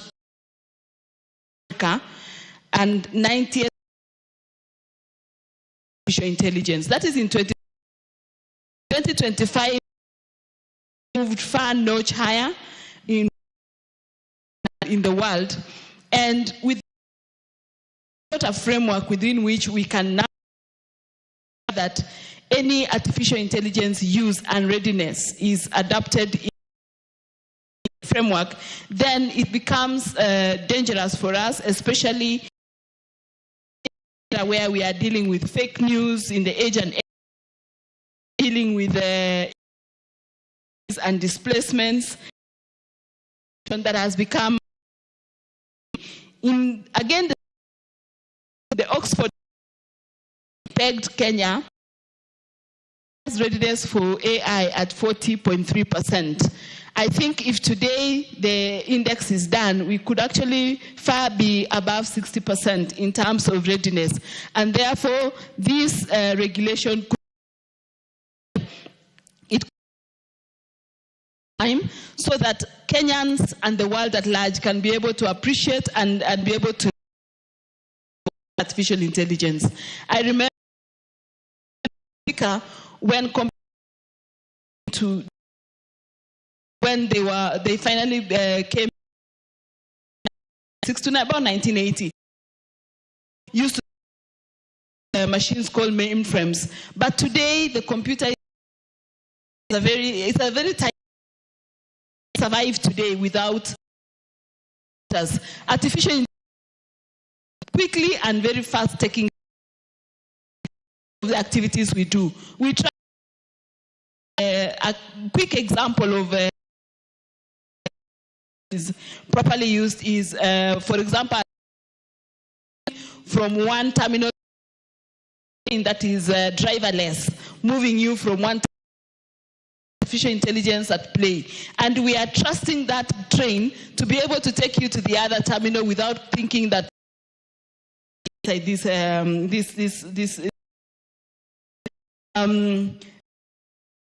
is maybe or to get very good medical of your home, your country, your doctors, the best medication. I can't mention all sectors because every sector of our lives is taken over by artificial intelligence. I appreciate that we cannot close ourselves.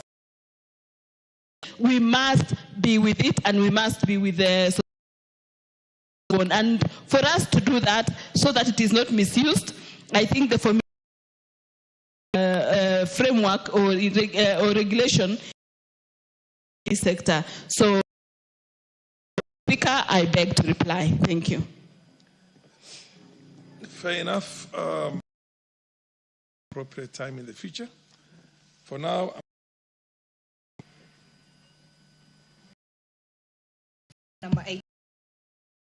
Order number 18, motion, formulation of a land use policy on zoning of land for agriculture.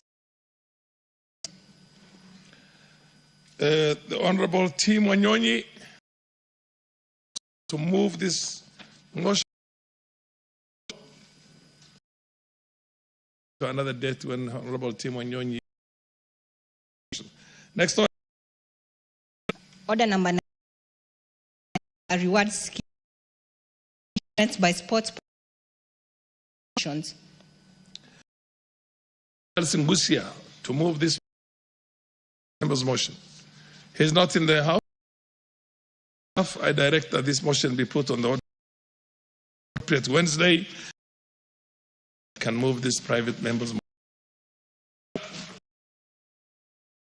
Order number 20, motion, allocation of help funds to support students enrolled in college. The Honorable Shuria was around this. He's not in the house. I'm sure he's going to take the time up to 1 o'clock. It says there being nobody to move. Shuria is not moving and he has not anybody else to move on his behalf. Put on the order paper at an appropriate date. 21, the Parliamentary Powers and Privileges Senate Bill number 37. The Court of Mboka. Honorable. Fair enough. Honorable Mboka is not in the house to move bill Under the circumstances, I direct that this be put on the in the future. Next order. Order number 20. Feeding Mothers Bill. Bill number 8. Reading. Chege.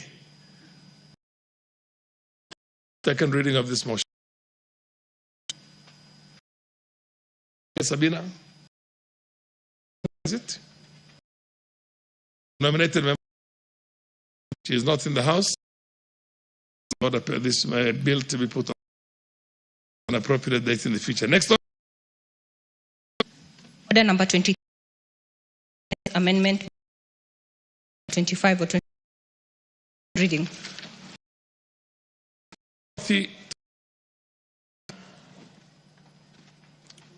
Honorable Timothy is not in the House as a co-sponsor of the bill itself. Direct that this paper at an appropriate date in the future will be in a position to move it. Second reading. No any other matter on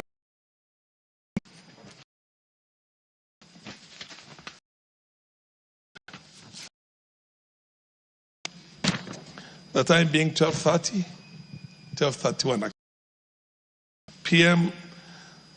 This House stands adjourned Wednesday, the 12:30 p.m.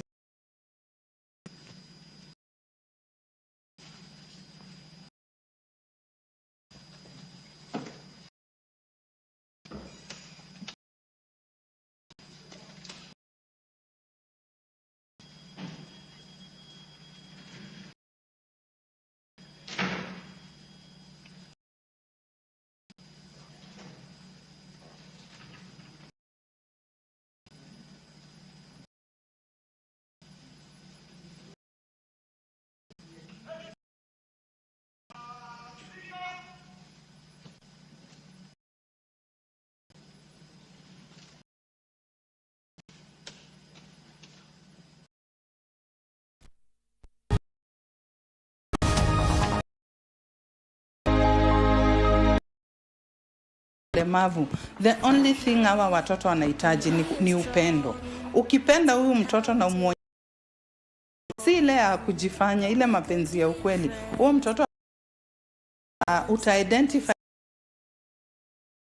talent. We have seen many get stuck in the denial to these children, then they in the denial stage. They now move. Tough, very tough. Disability is stigma enough. Watu wajue person to and I thank God for people who are fighting for our rights.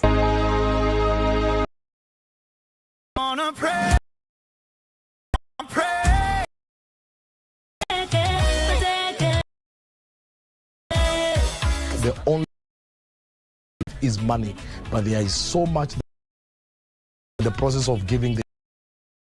You are giving your time who actually needs it. So each one of us has a talent that is so much giving opportunity and the going of kindness. I would say is that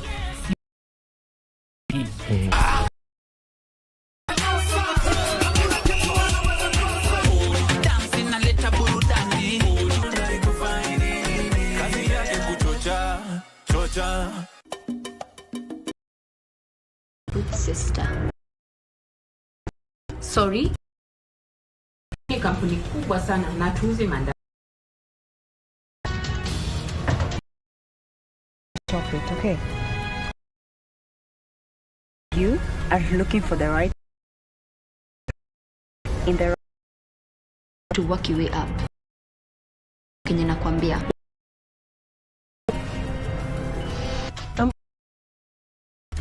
Shiro na Maraiga. Let her outside by herself. kulingana na vile kitu itakuwa of my uncle Mark, like complete picture mbaya. The point is una behave ni kama una bwana. Because I don't have one. Of a man. Is that what you wanted to hear? Kulingana na Dr. Mutua Mark Nachotaka, as long as we get to be a family. A deal, Mama Felix. What deal? Hii angazia kilimo mjini.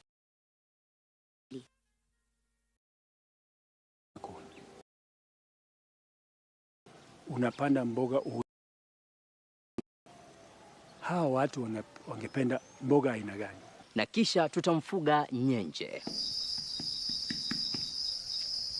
Ungana nasi Jumamosi saa 10:30 kwa uhondo kamili wa Channel 1.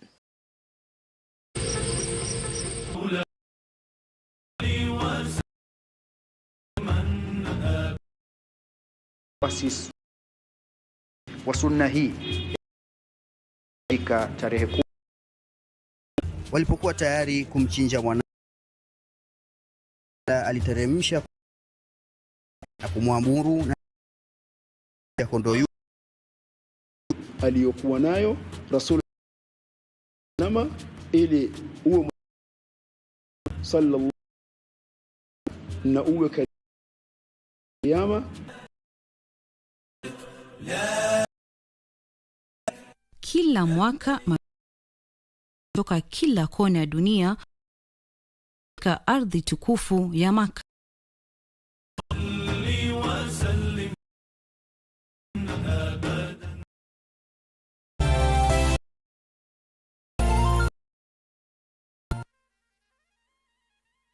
Have you AI programs where you give it a few words and now software is turning text prompts. It's super realistic. It's super dangerous. Is that sweet and cute? Researchers in China and would you Elon Musk because there could be surprising medical benefits and major privacy risks. These are the topics that are moving the tech world. These golden retriever puppies Aura and videos out of text talking about. And no wonder, just note how realistic the puppy's fur in this video looks. And then compare AI-generated beer commercial from May 2023. It's on the fact that generation could have evolved less than a year. By OpenAI, the company that created ChatGPT. And Sora could soon enable anyone to produce amazing movies with just a few prompts. What does it mean for you when artificial videos an AI quantum leap? If you've ever on your phone, you know that it often looks quite unrealistic. Now OpenAI has taken video. They claim that Sora can create realistic short AI clips. Is type in a short description of what you want to see. You could, for example, of an art gallery with many beautiful works of art, and Sora might come up with this result. Easy. However, more specific. Through the mountains. Wow, that's a lot of text. Abilities are mind-blowing. Just think about special effects scenes that currently require dozens of programs by only a handful of counting skills. We couldn't try out Sora. Access is strictly limited for now. OpenAI is the danger of so-called deepfakes. Fake explicit pictures of Taylor Swift appeared on mainly female. With a little know-how, someone could fake nudes of you using online. But deepfakes have also been used. Remember this one of Donald? Their impact on society could be. Deepfakes might make it very difficult for us not in the future, and make us vulnerable to manipulation. To make sure Sora can't be used for these purposes, OpenAI has access to it. Currently, special teams' security functions and restrictions are working correctly. In fact, all generative AI systems, including Sora, Stable Diffusion, and ChatGPT, need good security functions and restrictions. If not, they can be used for horrible things. You might remember a user to give him instructions. Teachers should prevent this, but he got around them. To take on the role of his grandmother and tell him how she used to build bombs when she was younger. The dangers of generative AI are real. What is being done about it? OpenAI has a security protocol, though.